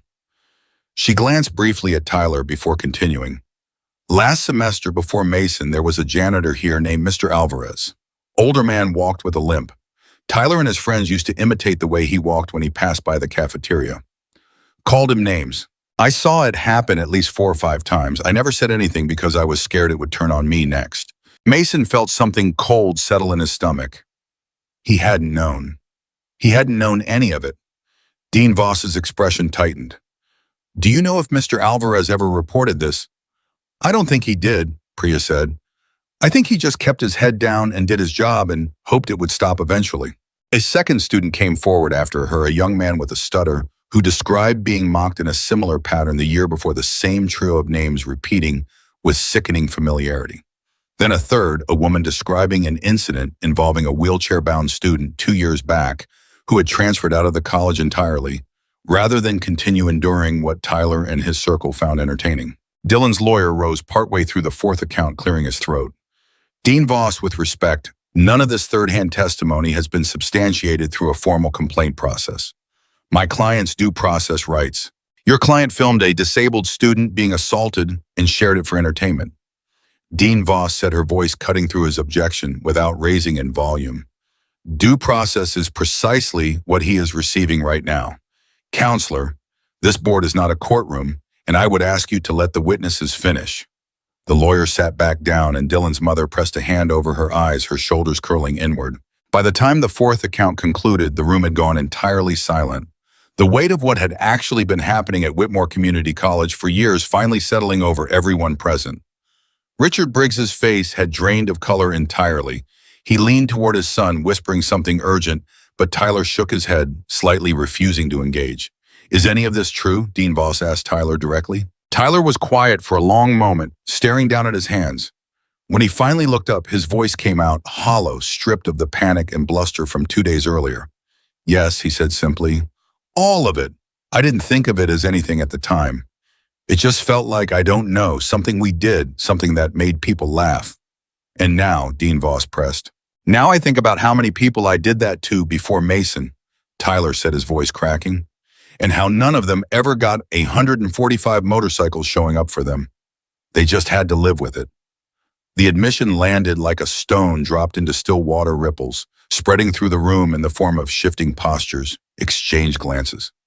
Richard Briggs pressing a hand over his mouth as though trying to physically hold back whatever protest was forming there. When it came time for Mason to speak, Dean Voss called his name gently, and Mason made his way to the small table at the front, settling his new crutches against the chair beside him, aware of every eye in the room following his movement. Mason, Dean Voss said, would you like to share anything with the board? Mason had rehearsed something the night before, lying awake staring at the ceiling, the way he had every night that week, trying to find words large enough to hold 3 months of silent suffering. But sitting there now facing the room, all of that careful rehearsal fell away, replaced by something simpler and truer. I keep hearing people call this a victory, Mason said slowly, like it's some kind of triumph story. And I get why. 145 bikers showing up, the video going viral, Richard Briggs's threats getting exposed. I understand why that reads as winning. He paused, gathering himself. But I don't want revenge. I never wanted revenge. What I wanted this whole time was so much simpler than that. His voice wavered and he let it. I wanted someone to notice. The room stayed utterly silent. For 3 months, I sat in classes with people who watched me get mocked and said nothing. I sat in that parking lot with 50 people around me, and not one of them moved. I started to believe that was just how the world worked, that being disabled meant being invisible. And being invisible meant nobody was ever going to step in, no matter how bad it got. He looked up, finding Victor's eyes across the room. And then one man stopped. Just one. And it turns out that's all it actually takes to change everything. Not 145 people. Just one person deciding you're worth stopping for. He turned back to face Tyler, Connor, and Dylan directly.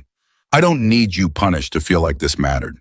I need you to understand that the version of yourselves who did this, who thought a disabled kid's crutches and an old janitor's limp were something to laugh at, that version of you is the problem. Not because you got caught, because you never should have needed to get caught to understand it was wrong. Connor was openly crying by the time Mason finished. Dylan stared at the floor, motionless. Tyler's jaw was clenched so tight it looked painful. Dean Voss let the silence hold for a long moment before speaking again. Thank you, Mason. That took considerable courage. She turned to the board beside her, conferring quietly for several minutes, while the room waited before finally addressing the full hearing again. Given the severity and documented pattern of the conduct described today, the board has reached the following determinations. She read from her notes, her voice steady and formal now. Tyler Briggs is expelled from Whitmore Community College, effective immediately, with the incident formally noted in his academic record. Dylan Hart is expelled under the same terms given his role in documenting and disseminating the harassment for entertainment rather than accountability. Connor Wells will be suspended for the remainder of the academic year, required to complete a documented restorative justice program, working directly with the Campus Disability Services Office, after which his continued enrollment will be reviewed. Connor's parents exhaled, audibly, relief and grief tangled together in equal measure. Dylan's mother's face crumpled. Richard Briggs sat rigid, staring straight ahead, his carefully constructed composure finally completely gone. Additionally, Dean Voss continued, the college will be implementing a new formal reporting and protection policy for students with disabilities developed in consultation with Mason Carter and disability advocates to ensure that future concerns are treated with the urgency they deserve from the outset, rather than requiring public pressure to force appropriate action. She looked directly at Mason as she said it, something like genuine gratitude in her expression. This hearing is adjourned. The room began to empty slowly, families gathering their things in heavy silence. But Richard Briggs remained seated a moment longer, staring at nothing before finally rising and following his son out without another word to anyone. Mason watched him go, waiting to feel the satisfaction he'd expected, and finding instead only a quiet, settled kind of peace. Outside the hearing room, Victor was waiting, leaning against the wall with his arms crossed, and when Mason approached, he pushed off and met him halfway. How you feeling? Lighter, Mason admitted. I didn't expect that. I thought I'd feel angrier watching it all get decided. Instead, I just feel like I can breathe. That's what happens when the truth finally gets to stand up straight instead of getting talked over, Victor said. Takes a weight off everybody it touches, not just the person who's been carrying it. Laura joined them, her eyes red, but her expression lighter than Mason had seen it in months. I keep thinking about that janitor, she said quietly. Mr. Alvarez, nobody ever stood up for him. Somebody's going to now, Victor said. Dean Voss mentioned reaching out to him personally, offering support, maybe bringing him in as a consultant on that new policy. This isn't just closing one chapter, Mrs. Carter. It's cracking open a door that's been shut a long time at this college. A week into his restorative justice placement, Connor Wells showed up at the Campus Disability Services Office looking like he'd rather be anywhere else on earth. But he showed up anyway every single day exactly as required. His supervisor there, a soft-spoken woman named Grace, who coordinated accommodations for over 200 students, assigned him to help catalog and repair loaner equipment in the back office, wheelchairs, hearing devices, adaptive keyboards, the unglamorous machinery of accessibility that most students never thought twice about.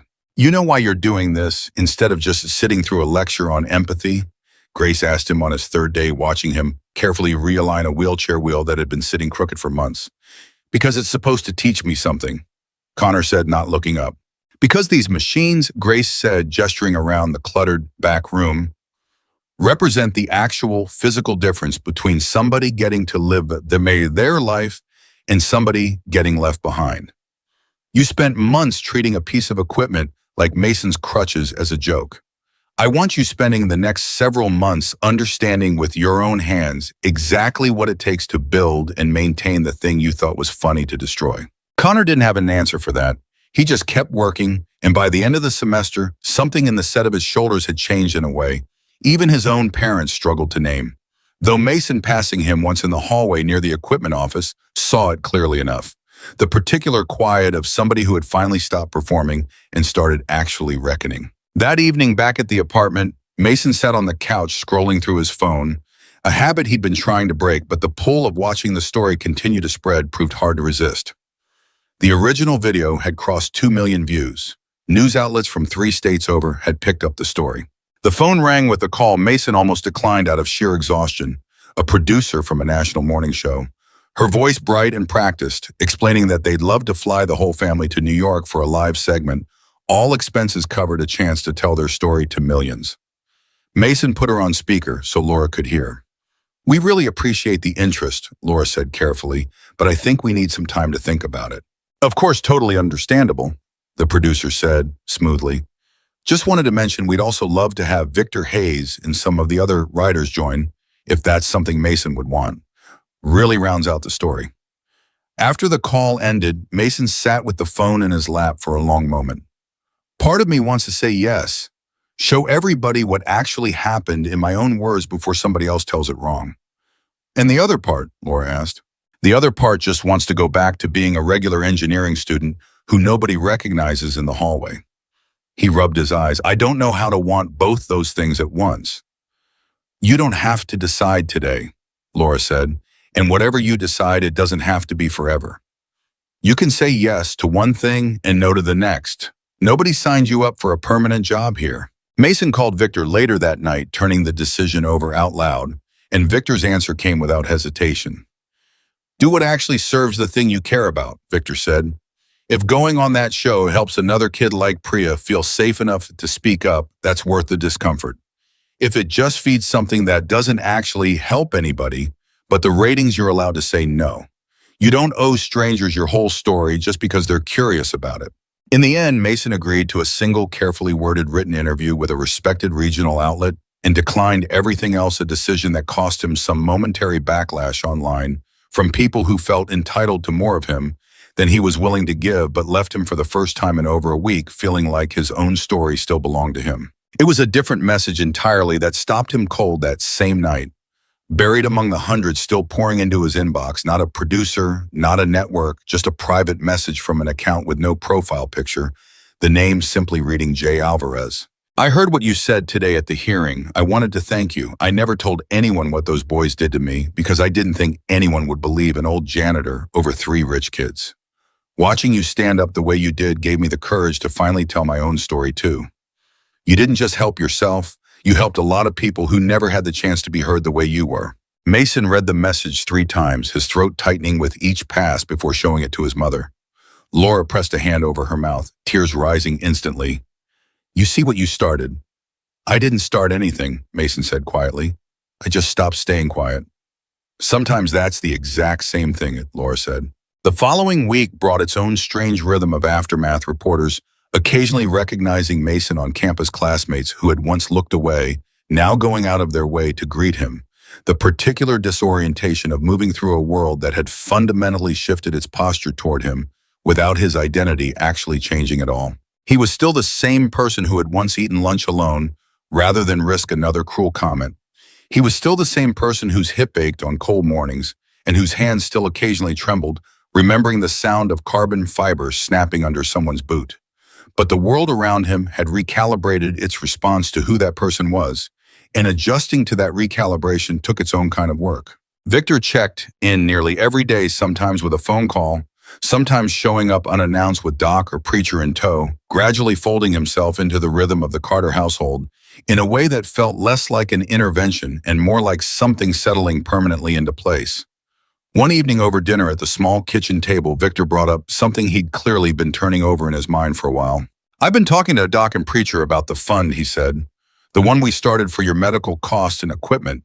We want to expand it into something bigger, a proper nonprofit dedicated to helping disabled students afford the equipment and support they need, named for Danny." Mason set down his fork. "Danny, your brother. Figure it's about time his name meant something other than grief," Victor said, his voice rough. "The Daniel Hayes Foundation. We've already got donations coming in from 3 states more every day since the story spread. Doc thinks by next year we could be funding equipment for a couple hundred students, not just here in Nevada, but wherever the need turns up." "That's incredible," Laura said softly. "Wouldn't be possible without what happened to your son," Victor said. "I want you both to know that. This isn't charity flowing one direction. Mason gave something back just as valuable as anything we gave him. He gave Danny's name a second chance to mean something good in the world." Mason felt his throat tighten again, the particular ache of being handed a piece of someone else's grief and finding it fit somehow into the shape of his own healing. "I'd like to help," Mason said. "Not just be the reason it exists, actually help build it. I'm studying engineering. I could work on affordable equipment designs, adaptive tech that doesn't cost 2 years of overtime shifts to afford." Victor studied him for a long moment, something proud and unguarded moving across his weathered face. "Danny would have liked you a whole lot." "I would have liked to know him," Mason said quietly. Across town, in a house with a circular driveway that had recently seen far fewer visitors than usual, Richard Briggs sat alone in his study, scrolling through a different kind of news. Entirely a steady stream of 1-star reviews accumulating across all 3 of his dealership locations. Customers citing the video, the hearing, the story that had, despite every attempt at damage control, refused to disappear. His phone buzzed, a text from his business partner. "We need to talk. Sales are down 11% this month. People are canceling service appointments. I don't know how much longer we can absorb this." Richard set the phone down and pressed both palms against his eyes, the particular exhaustion of a man realizing far too late that some things simply could not be bought back once they'd been lost. He thought briefly and bitterly of the check he'd offered Laura Carter that first afternoon, a fraction of what this was now costing him, and he'd been too arrogant to understand that some debts could never be settled with money, only with the kind of accountability he'd spent his entire adult life avoiding. 2 days later, a statement appeared on the Briggs Motors Company website, carefully worded by a crisis management consultant Richard had reluctantly hired, offering a formal apology for his son's conduct and announcing a partnership with the newly forming Daniel Hayes Foundation, a partial pledge of dealership proceeds toward adaptive vehicle modifications for disabled drivers. Victor read the announcement with a skeptical eye when Preacher forwarded it to him. "You believe this is genuine?" Preacher asked. "Doesn't matter if it's genuine," Victor said after a long moment. "Money spent helping disabled folks afford adaptive vehicles helps them, whether the man writing the check learned his lesson or just learned what happens to a business that doesn't apologize fast enough." He shrugged. "We'll take the partnership. We'll watch him closely, and we'll let the actual results speak louder than whatever's in his heart." Mason, when told about the announcement, felt a complicated tangle of emotions he didn't fully expect. Not quite forgiveness, not quite satisfaction. Something more like the recognition that consequences, even imperfect ones, still mattered. "Do you think he's actually sorry?" Mason asked Victor. "I think he's sorry it cost him something," Victor said honestly. "Whether that ever turns into being sorry for what it actually was, that's between him and whatever conscience he's got left. Not our job to sort that out. Our job's just making sure something good comes out of it regardless." That weekend, Whitmore Community College held a small, unofficial gathering near the parking lot where everything had begun. Not organized by the administration, but by students themselves, word spreading through group chats and hallway conversations, until nearly 200 people showed up, carrying handwritten signs and quiet, genuine gratitude. Mason stood near the same stretch of cracked sidewalk where he'd once sat alone with his broken crutches, now surrounded by classmates who had learned in the space of one impossible week exactly what it cost to look away and exactly what it meant to finally stop. Priya Malhotra approached him, her earlier nervousness from the hearing replaced by something steadier. "I wanted to say thank you again. Speaking up at that hearing was the hardest thing I've ever done, but watching you do it first made it possible." You didn't need me to make it possible, Mason said. You just needed someone to go first. Maybe, Priya said, but I'm glad it was you. Emily found him a few minutes later, Renee trailing a step behind her, both of them beaming. The school's forming a student disability advocacy council, Emily said. They asked if I'd help start it. I said yes before I even thought about it. That's amazing, Mason said, genuinely moved. I wanted to ask, Emily added a little shyly, if you'd want to be involved too, not as like the face of the tragedy or whatever, just as somebody who actually understands what needs fixing. Mason considered it, feeling the solid weight of his new crutches beneath his palms, thinking about Priya's courage and Mr. Alvarez's quiet years of silence, and the janitor's message glowing on his phone screen the night the hearing ended. Yeah, he said, I'd like that.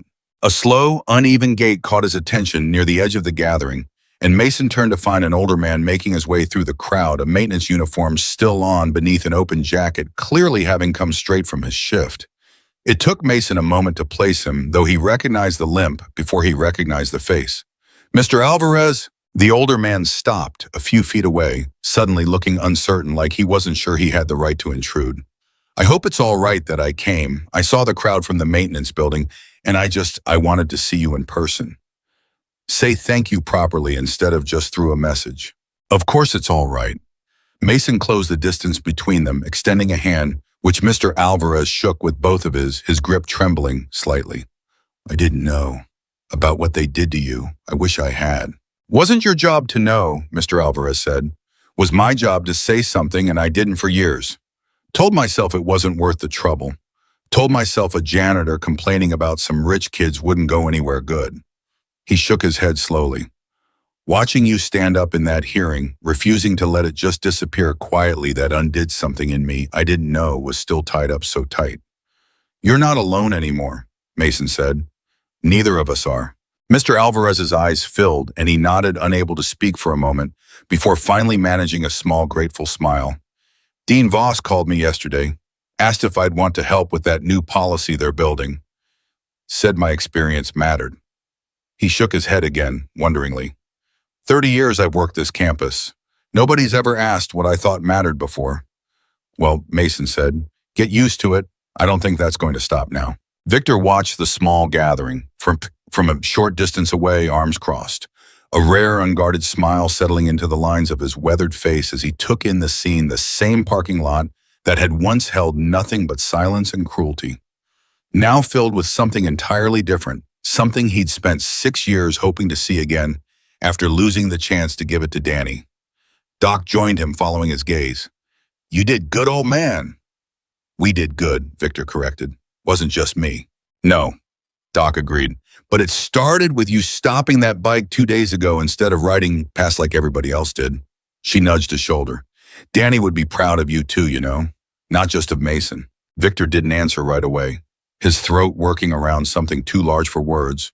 Watching Mason laugh at something Emily said, watching Laura wipe happy tears from her cheeks nearby, watching a campus slowly learn what it looked like to actually show up for each other instead of simply watching from a safe distance. 6 years I carried that regret, Victor finally said. 6 years wondering if I could have done something different for Danny if I'd just paid closer attention. I don't think that regret ever fully goes away, but it feels lighter today than it has in a long time. That's what showing up does, Doc said. Doesn't erase what you missed, just make sure you don't miss it again. Mason caught Victor's eye across the small crowd and lifted one crutch slightly in a kind of salute, a private acknowledgement between the two of them that needed no words to carry its full weight. Victor lifted his hand in return, and for a moment, standing in that same parking lot where everything had once gone so terribly wrong, it felt to both of them like something had finally completely been set right. The story that had begun with 4 broken words, they broke my crutches, had become something neither of them had expected when it started. Not just a rescue, not just a reckoning, a beginning quietly taking root in a college parking lot, spreading outward into a foundation bearing a dead man's name, into a policy that would protect students who hadn't even enrolled yet, into the courage of a janitor who finally felt safe enough to speak. Mason understood now, standing there with his mother's hand in his and Victor's steady presence a few feet away, that strength had never been about the moment he sat broken on wet pavement, waiting for someone to notice. It had been about everything that came after the choosing, again and again, not to disappear. 8 months later, Mason Carter stood at the front of a small conference room at the Daniel Hayes Foundation's new office space, a converted auto shop 2 blocks from Victor's garage, presenting a prototype to a room full of people who had once been strangers and were now in every way that mattered family. The current design cuts material costs by almost 40%, Mason said, turning the carbon fiber forearm crutch over in his hands, angling it so the room could see the adjustable grip mechanism he'd spent the better part of a semester designing in his spare hours between classes. Same durability as the premium models, same custom angle adjustment. But instead of costing $1,200–$1,300, we can produce these for under $400, which means the foundation can fund almost triple the number of students with the same donation base. Doc leaned forward in her chair, turning the sample crutch over with a practiced eye, testing the weld points, flexing the shaft slightly to check the give. "This is good work," she said, finally looking up at him with something like wonder. "Really good work, Mason." "I had a good reason to get it right," Mason said quietly. Near the back corner of the room, half hidden behind a stack of shipping boxes, Connor Wells looked up from where he'd been sorting inventory, a foundation volunteer badge clipped to his shirt. He'd finished his restorative justice placement back in the spring, and rather than disappearing quietly back into ordinary campus life, the way most people expected, he'd asked Grace for a letter of introduction to Victor, showing up at the garage every Saturday since without anyone asking him to. "You want me to start prepping the shipping labels for the batch order?" Connor asked. "Yeah, that'd help a lot," Mason said, and something easy passed between them, now worn smooth over months of working the same cluttered garage floor, the awkward weight of what Connor had once done to him, gradually replaced by the steadier fact of who he'd chosen to become since. Victor sat near the back of the room, arms crossed the way he always sat, watching Mason present, with the particular pride of a man who had shown up for a broken 20-year-old on a wet sidewalk and lived to watch him become someone who built solutions instead of just surviving problems. The last 8 months had moved faster than Mason expected, each week layering onto the last, in ways that sometimes made it hard to remember exactly who he'd been before that autumn afternoon outside the science building. He was still Mason Carter, still the same quiet, stubborn kid who had spent years refusing to let a highway accident define him. But something fundamental had shifted underneath that foundation, some deep architecture of belief that had finally permanently rearranged itself. He no longer believed the world would look away. That belief had been tested plenty in the months since small moments of doubt, days when the weight of being publicly known as the Crutches kid felt heavier than he wanted to carry, nights when old insecurities crept back in, uninvited. But every single time something or someone had shown up to remind him the shift was real, not just a temporary high from one extraordinary morning. Like now standing in a converted garage that used to just repair motorcycles and now also build affordable mobility equipment for kids who couldn't otherwise afford it. "We've got our first full batch order coming through next week," Doc said, setting the prototype down carefully. 12 students across 3 states, first ones getting equipment built off Mason's redesign. "You want to be there when the first pair ships out." "Wouldn't miss it," Mason said. After the meeting broke up, Victor caught him near the door, a manila folder tucked under one arm. "Got something for you," he said, holding it out. "Foundation's annual report, first full year of numbers." Mason took the folder and flipped it open, scanning the figures inside, his breath catching slightly at the scale of what had grown from a single broken pair of crutches and 145 motorcycles. 211 students funded across 6 states, $43,000 in redesigned equipment costs saved through Mason's engineering work alone, partnerships with 4 community colleges to formalize disability advocacy councils modeled after Whitmore's, a pilot program launching next semester to train student volunteers in basic equipment maintenance, so kids wouldn't have to wait weeks for a simple repair the way Mason once had. "This is incredible," Mason said, his voice thick. "I didn't realize it had grown this much already." "Neither did I, honestly," Victor admitted. "Started as me trying to make one bad afternoon right for one kid. Didn't expect it to turn into this." "Danny would be proud," Mason said quietly, watching something move across Victor's face at the sound of his brother's name, softer now than it used to be, the grief worn smooth at the edges like river stone instead of jagged like it had been 8 months earlier. "He'd probably tease me for taking this long to figure it out." Victor said, a small, rough laugh escaping him. "He always did have a mouth on him. Never let me get away with anything easy. Sounds like he'd have liked me, Mason said, echoing something Victor had told him months before. He would have loved you, Victor said. Would have given you endless grief about the engineering stuff, though. Thought anybody who liked math that much needed to get out more. Mason laughed, the sound easy and unguarded, in a way it rarely had been a year ago before any of this began. That evening, Mason drove himself to his mother's apartment, a small used sedan. The foundation had helped Laura finance 6 months earlier, modified with hand controls that meant Mason could drive independently for the first time since the accident that had changed his leg 8 years before. Another quiet victory nobody outside the family fully understood the weight of.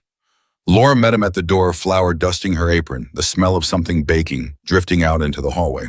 "You're just in time," she said, pulling him into a hug. "I'm making the caramel cake, the one for Saturday." Saturday, Mason repeated, and then remembered his stomach doing a small, nervous flip. "The anniversary ride." "The anniversary ride," Laura confirmed, studying his face. "You nervous?" "A little," Mason admitted, settling onto a kitchen stool while his mother returned to the stove. "It's strange thinking about going back to that exact spot, standing there again a whole year later. Strange good or strange bad?" Mason considered the question seriously, turning it over the way he'd learned to do with most things that used to just make him flinch and look away. "Strange good," he decided finally. "I think I need to see it, not as something that happened to me anymore, as something I walked all the way through." Laura's eyes went soft and a little wet, the way they still did sometimes when the weight of the last year caught up with her unexpectedly. "You've done more than walk through it," she said. "You've built something out of it. Not everybody manages that."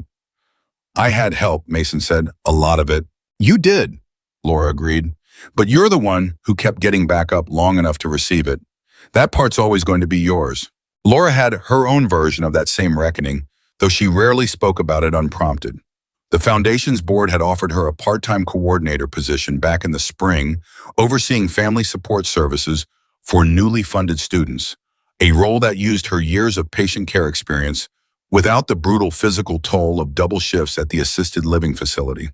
She'd hesitated for nearly a month before accepting, some old instinct telling her that easier things were somehow less deserved, until Victor had finally sat her down and told her plainly that surviving on empty for years wasn't a badge of honor, just an unnecessary cost she no longer had to pay. "I still pick up a shift or two most weeks," she told Mason once, half apologetically, like she needed to justify not fully letting go. "Old habits. You don't owe anybody exhaustion, Mom," Mason had told her, echoing words Victor had once told him. "Not even yourself." Not every part of the story resolved as cleanly. Dylan Hart had transferred to a college 2 states away that spring, and the last Mason heard secondhand through a mutual acquaintance was that he'd been asked to leave a fraternity there after a similar pattern of behavior surfaced, mocking a pledge with a stutter for the entertainment of his new friends. Mason felt no satisfaction hearing it, only a quiet, sober understanding that not every story bent toward growth just because the world offered the chance. Tyler had chosen to become someone different. Connor had chosen it, too slower and messier, but genuine. Dylan so far had chosen to stay exactly who he'd always been, and Mason had learned over the past year that he couldn't carry a responsibility for outcomes that were never his to control in the first place. The following Saturday arrived cold and clear, an early autumn morning, almost identical in temperature and color to the one exactly a year before, when Mason had sat broken on wet concrete and nobody around him had moved. This time, when the low rumble of engines began building somewhere across town, Mason wasn't caught off guard by the sound. I made my turn. He was standing in the same parking lot at Whitmore Community College, waiting for his new Crutches, the redesigned version, now lighter than even the ones Doc had built him a year earlier, resting easily beneath his palms. Emily stood beside him now, the official head of the college's Disability Advocacy Council, along with Priya, who had transferred her major to social work after everything that happened, determined to build a career around exactly the kind of advocacy she'd once been too afraid to offer. "You ready?" Emily asked, glancing at him. "Ready enough," Mason said, though his heart was pounding in a way that felt different from a year ago, not fear this time, but something closer to anticipation. The sound grew the same way it had grown a year earlier, filling the air until it seemed to come from everywhere at once. And then the first motorcycle rounded the corner onto the street bordering campus, followed by another, then a dozen, then more than Mason could easily count. 138 riders this year. Preacher would later confirm slightly fewer than the original 145, a handful, unable to make the return trip, but joined by new faces too, people who had heard the story in the years since and wanted to be part of whatever came next. Preacher found Mason not long after the formation settled, pulling up a folding chair beside him with a folder of his own, clearly eager to share something. "You hear about Ohio?" Preacher asked. "What about Ohio, Peso?" "Chapter out there heard about what we did here, decided to do their own version for a kid getting bullied over a stutter, same as that boy who testified at your hearing. 40 riders showed up outside his middle school last month." Preacher shook his head, something like wonder in his weathered face. Then a chapter in Texas did something similar for an elderly woman getting evicted illegally by a slumlord. Then Oregon. It's spreading Mason. Not because anybody organized it, just because people saw what showing up looked like and decided they wanted to do their own version of it. Mason sat with that for a moment, the scale of it settling slowly into place. "I never thought about it going beyond here, beyond this campus. That's usually how the real ones work," Preacher said. "Never announced in advance, just spreads because it's true, and true things have a way of finding the people who need to hear them." Victor led the formation again, pulling off his helmet as he swung down from his bike, the same unhurried certainty in his stride as he crossed toward Mason. "1 year," Victor said, stopping in front of him, something reflective moving across his weathered face. "1 year," Mason agreed. "Feels like it should feel longer, or shorter. I can't decide which." "Both, probably," Victor said. "That's usually how the big ones work." Behind him, riders began dismounting. Familiar faces spreading out across the same lot, Doc setting up a folding table out of habit, even though nobody needed emergency equipment delivered this time. Tank waving from across the crowd.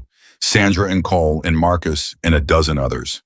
Mason had come to know over the past year, no longer strangers who'd shown up once for a cause, but something closer to an extended, unconventional family that had simply kept showing up. Sandra found him near the edge of the crowd, her handshake turning into a brief, warm hug. "I finally did it," she said. "Filed the formal complaint against that nursing home about how they treated my mother before she passed. Took me a year to work up the nerve, but watching what happened here gave me the push I needed. They lost their state license last month." "I'm so glad," Mason said, meaning it fully. "Wouldn't have happened without this place," Sandra said, gesturing at the gathering around them. "Sometimes it just takes watching somebody else go first." Marcus approached a few minutes later, quieter as always, though something in his posture seemed lighter than it had been the year before. "Started volunteering with the VA," he said without much preamble. "Mentoring guys coming back with new limitations, helping them navigate the benefits system, mostly just being somebody who's already walked the road they're starting on." He shrugged, almost embarrassed by the admission. "Figured if nobody showed up for me the way we showed up for you, the least I could do was become that for somebody else." "That's exactly it," Mason said. "That's the whole thing, isn't it? Just passing it forward." "Seems to be," Marcus said, a small smile finally breaking through his usual quiet. "Turns out it's contagious once it gets started." A cluster of students who hadn't been there the year before watched with open curiosity, some of them having only heard the story secondhand through campus legend and viral video clips that had long since faded from most feeds, but never fully disappeared from Whitmore's collective memory. "Is that really him?" Mason overheard one freshman whisper to another. "The Crutches guy from the video." "That's him," the other student confirmed. "He's like actually really nice, not weird about it or anything." Mason smiled slightly, no longer stung by being reduced to the Crutches guy the way he might have been a year earlier. It was simply part of his story now, not the whole of it, and he'd made peace with the parts of himself that would always carry some version of that identity forward. Dean Voss approached partway through the gathering, older-looking. Somehow, despite it only being a year, the particular fatigue of someone who had spent 12 months rebuilding institutional trust, one careful decision at a time. The new reporting policy's been fully implemented across all 3 campuses in the district, she told Mason, pride evident in her voice. "We've had 11 formal complaints filed and properly investigated this year that would have gone unreported under the old system. 11 students who got help faster because of what happened here." "That's incredible," Mason said. "Really incredible." "It's because of you," Dean Voss said. "I want you to hear that clearly, Mason. Not because of the bikers, not because of the video, because you refused to let your own experience disappear quietly even when it would have been so much easier to just accept the settlement and move on. Mason thought about that for a moment, the same complicated tangle of feelings from the disciplinary hearing, resurfacing briefly, not quite pride, not quite discomfort, something more like the recognition of a weight he hadn't fully asked to carry, but had chosen to anyway. I just didn't want anybody else to sit alone on that sidewalk, he said finally. If that's what it did, then it was worth it. A familiar, uneven gait approached from the direction of the maintenance building, and Mason turned to find Mr. Alvarez making his way toward the gathering, no longer in his old maintenance uniform, but in a modest suit, a lanyard around his neck, identifying him as a consultant with the college's Disability Services Office. "Mr. Alvarez," Mason called out, genuine warmth flooding through him. "You look sharp. Feel a little ridiculous in this get-up, honestly," Alvarez said, tugging self-consciously at his collar, though his grin gave away how pleased he actually was. "Dean Voss has had me sitting in on policy meetings all year and reviewing every new complaint that comes through, making sure it gets handled the way it should have been handled for me all those years ago." "How does that feel?" Mason asked. Alvarez considered the question seriously. "Feels like the first time in 30 years anybody's asked what I actually think matters. Feels good. Feels overdue." He looked around at the gathered crowd, at the motorcycles filling the lot, at the students mingling with the riders, like old friends instead of strangers who'd once frightened them on sight. "Feels like the world's a little bit more the way it should have been all along." Near the edge of the crowd, a tall, familiar figure hung back slightly, uncertain whether he belonged there, and Mason spotted him before anyone else did. Tyler Briggs stood near the science building, thinner than Mason remembered, dressed simply, watching the gathering with an expression that mixed longing and shame in equal measure. He hadn't been invited exactly, but the event was public, held in an open parking lot, and something had apparently pulled him back to the place where his old life had ended and something else still unclear had begun. Mason excused himself from the conversation and made his way over, aware of a few curious glances following him. Tyler startled slightly, clearly not expecting to be approached. "Mason, I just wanted to see it. From a distance, I wasn't trying to intrude." "You're not intruding," Mason said. "What have you been doing since the expulsion?" Tyler was quiet for a moment, like he was deciding how honest to be. "Working at a rehabilitation center in Sparks. Nothing glamorous. Transport basic maintenance, helping with intake paperwork." He shrugged, a self-deprecating half-smile crossing his face. "Started as court-ordered community service, after my dad's lawyers finally stopped fighting everything, and I just accepted whatever consequences came. Figured I'd hate it. Figured I'd count down the days. And I didn't hate it," Bellis admitted. I don't know. I actually think I'm good at it. There's a kid there, maybe 9 years old. Cerebral palsy reminds me a little of what your friend Victor said about his brother. I help him with his exercises 3 times a week. He calls me his favorite, which feels like something I definitely didn't earn given everything." His voice caught slightly. "I'm applying to a physical therapy assistant program in the spring. Feels strange. Wanting to spend my life around exactly the kind of people I used to think were funny to mock." Mason studied him for a long moment, feeling none of the anger that once would have accompanied this conversation, only a quiet, complicated recognition of a person genuinely trying to become someone different. "That's not strange," Mason said finally. "That's exactly what Victor told you to do that day in the parking lot. Spend the discomfort becoming somebody who wouldn't do it again." "I think about that a lot," Tyler said. "What he said, what you said actually in the hearing." He met Mason's eyes directly for the first time. "I don't expect forgiveness. I never will. But I wanted you to know it actually changed something. Not just my transcript, something underneath that." "I believe you," Mason said, and found somewhat to his own surprise that he genuinely did. Tyler nodded, something loosening slightly in his posture, like he'd been carrying the uncertainty of that conversation for months and was only now setting a piece of it down. "I should go. I don't want to make things weird for anybody." "You're not making it weird," Mason said. "But if you ever want to actually be part of what's happening here instead of watching from a distance, the Foundation's always looking for people who understand what it costs to get it wrong and choose different anyway." Tyler blinked clearly, not expecting the offer. "You'd want me around that?" "I'd want you around the version of you that's spending 3 afternoons a week helping a 9-year-old with cerebral palsy," Mason said. "That guy sounds all right.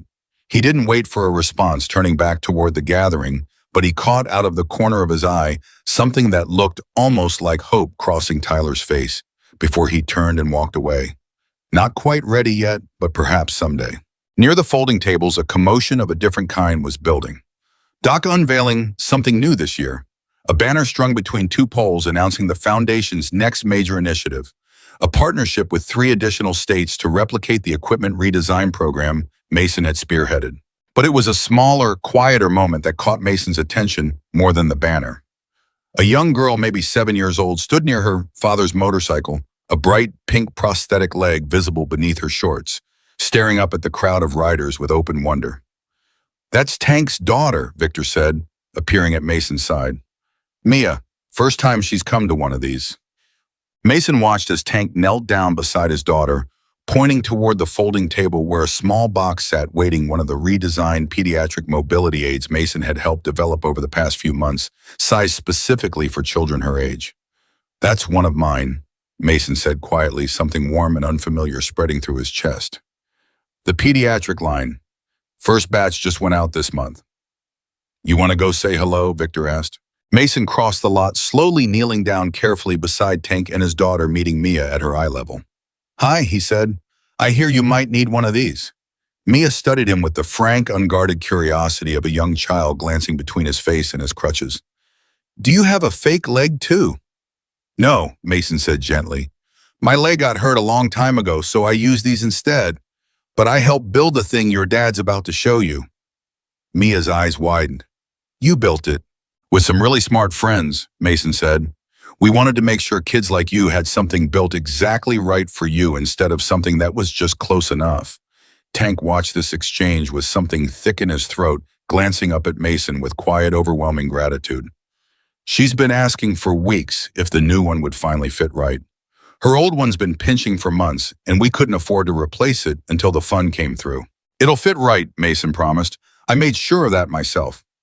Mia reached out unprompted and wrapped her small arms around Mason's neck in a brief, fierce hug before darting off toward the folding table to inspect her new equipment, leaving Mason kneeling there for a moment, blinking hard against the sudden sting behind his eyes.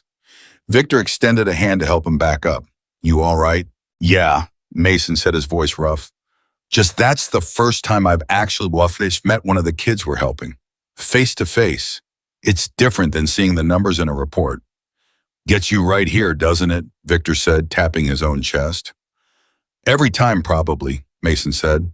"I hope it never stops." Across the lot, a final unexpected arrival drew a ripple of murmurs through the crowd. Richard Briggs stepped out of a modest sedan, no longer the Mercedes. Mason noted a small detail that seemed to carry more weight than it should have and made his way slowly toward the gathering. His posture nothing like the rigid authority of a year earlier. Laura spotted him first stiffening slightly, an old instinct rising before she consciously willed it back down. Richard stopped a respectful distance away, his eyes finding Mason across the crowd. "I won't stay long," he said when Mason approached, his voice quieter than Mason remembered, stripped of the practiced smoothness that had once made his threat sound almost reasonable. "I just wanted to say something in person, something I should have said a year ago instead of what I actually did." Mason waited, saying nothing, letting the moment hold its own weight. "I'm sorry," Richard said simply. "Not sorry it cost me business. Not sorry the lawyers couldn't fix it. Sorry for what I actually did, offering your mother money to disappear, then threatening her when she wouldn't. I was so focused on protecting my son's future that I never once stopped to think about what protecting looks like when it's built on making somebody else's pain disappear instead of actually fixing it." "What changed?" Mason asked, genuinely curious. "Watching Tyler," Richard admitted. "Watching him actually become somebody different this year. Somebody I don't fully recognize, sometimes in the best possible way.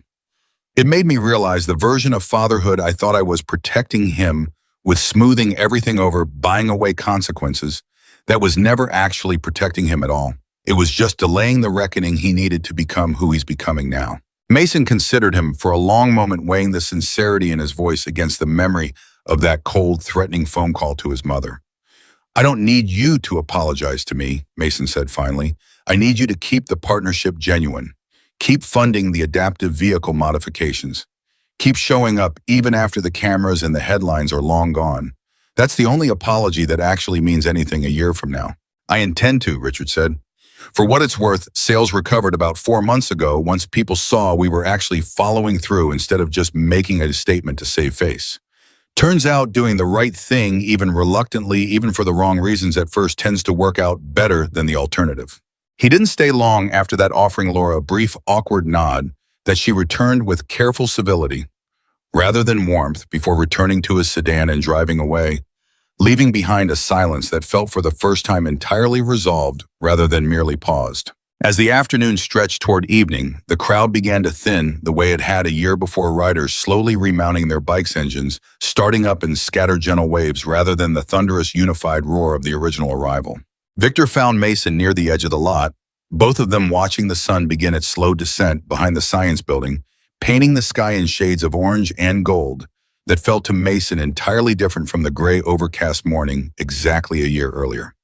"You did good today," Victor said, standing up in front of everybody, talking to Tyler, meeting that little girl. "I didn't do anything today that I haven't been doing it all year," Mason said. "Just showing up, same as you taught me." "That's the whole trick," Victor said. "Nobody ever tells you it's that simple because it sounds too small to matter. But it's the only thing that ever actually does." Mason looked out at the parking lot at the last few riders saying their goodbyes, at his mother laughing with Doc near the folding table at Emily and Priya, already deep in conversation with Mr. Alvarez about next year's advocacy council goals. "Can I ask you something?" Mason said. "Always. Do you think Danny would recognize any of this if he could see it?" Victor was quiet for a long moment, watching the last rays of sun catch the chrome of the departing motorcycles. "I think Danny would recognize exactly this," he said finally. "Not the foundation, not the numbers in some annual report. Then make it anything. Go on my mom." He gestured at the thinning crowd at Mason, standing solid on his own 2 feet, with his crutches at his sides rather than beneath him, for the moment at the quiet, ordinary miracle of people simply choosing again and again to show up for each other. This is what he always deserved and never quite got enough of. I think he'd be glad somebody finally built it, even if it took losing him to teach me how. Mason didn't have words adequate to that, so he simply reached out and clasped Victor's shoulder the way Victor so often did to him, letting the gesture carry what speech couldn't. Victor covered Mason's hand with his own for a moment, weathered and solid, before finally pulling back and reaching for his helmet. "I'll see you Thursday," he said. "Foundation board meeting. Don't be late this time." "I'm never late," Mason protested. "You were 15 minutes late in March." That was one time. Victor's laugh followed him all the way to his bike, warm and easy, and Mason watched him ride out of the lot alongside the last of the departing riders. The sound of engines fading slowly into the ordinary evening quiet of a campus that had, over the course of one impossible year, learned exactly what it looked like to become the kind of place that showed up for its own. Before joining his mother at the car, Mason lingered a moment longer near the science building, thinking about the graduation still 2 years off, about the job offers he had already started fielding from adaptive equipment manufacturers who'd read about his redesign work, about a future that had once felt narrow and uncertain, and now stretched out ahead of him wide enough to hold whatever he decided to build inside it. He wasn't sure yet exactly what shape his career would take, whether he'd stay with the foundation full-time, or split his work between there and a larger manufacturer, or chase something else entirely that hadn't occurred to him yet. But for the first time in years, the uncertainty didn't frighten him. It felt instead like room to grow into. Mason stood there a long while after everyone else had gone, his mother waiting patiently by the car, giving him whatever time he needed with the space that had once held nothing but his worst memory, and now held something entirely reconstructed in its place. When he finally settled into the passenger seat beside her, Laura didn't start the engine right away, just sat there for a moment, studying his face in the fading light. "You okay?" she asked. "Yeah," Mason said, and found that he meant it completely without the careful hedging he might have added a year earlier. "Better than okay, actually." "It's a lot, isn't it?" Laura said, standing there again, watching all of it laid out at once, everything that grew out of one terrible afternoon. "It is," Mason agreed, "but it's the good kind of a lot. I keep waiting for it to feel like too much the way it did at the start, and it just doesn't anymore. It just feels like my life now. Like this is who I actually am, not some story that happened to me." Laura reached over and squeezed his hand once before finally starting the car. "That's because it is who you are. It always was underneath everything.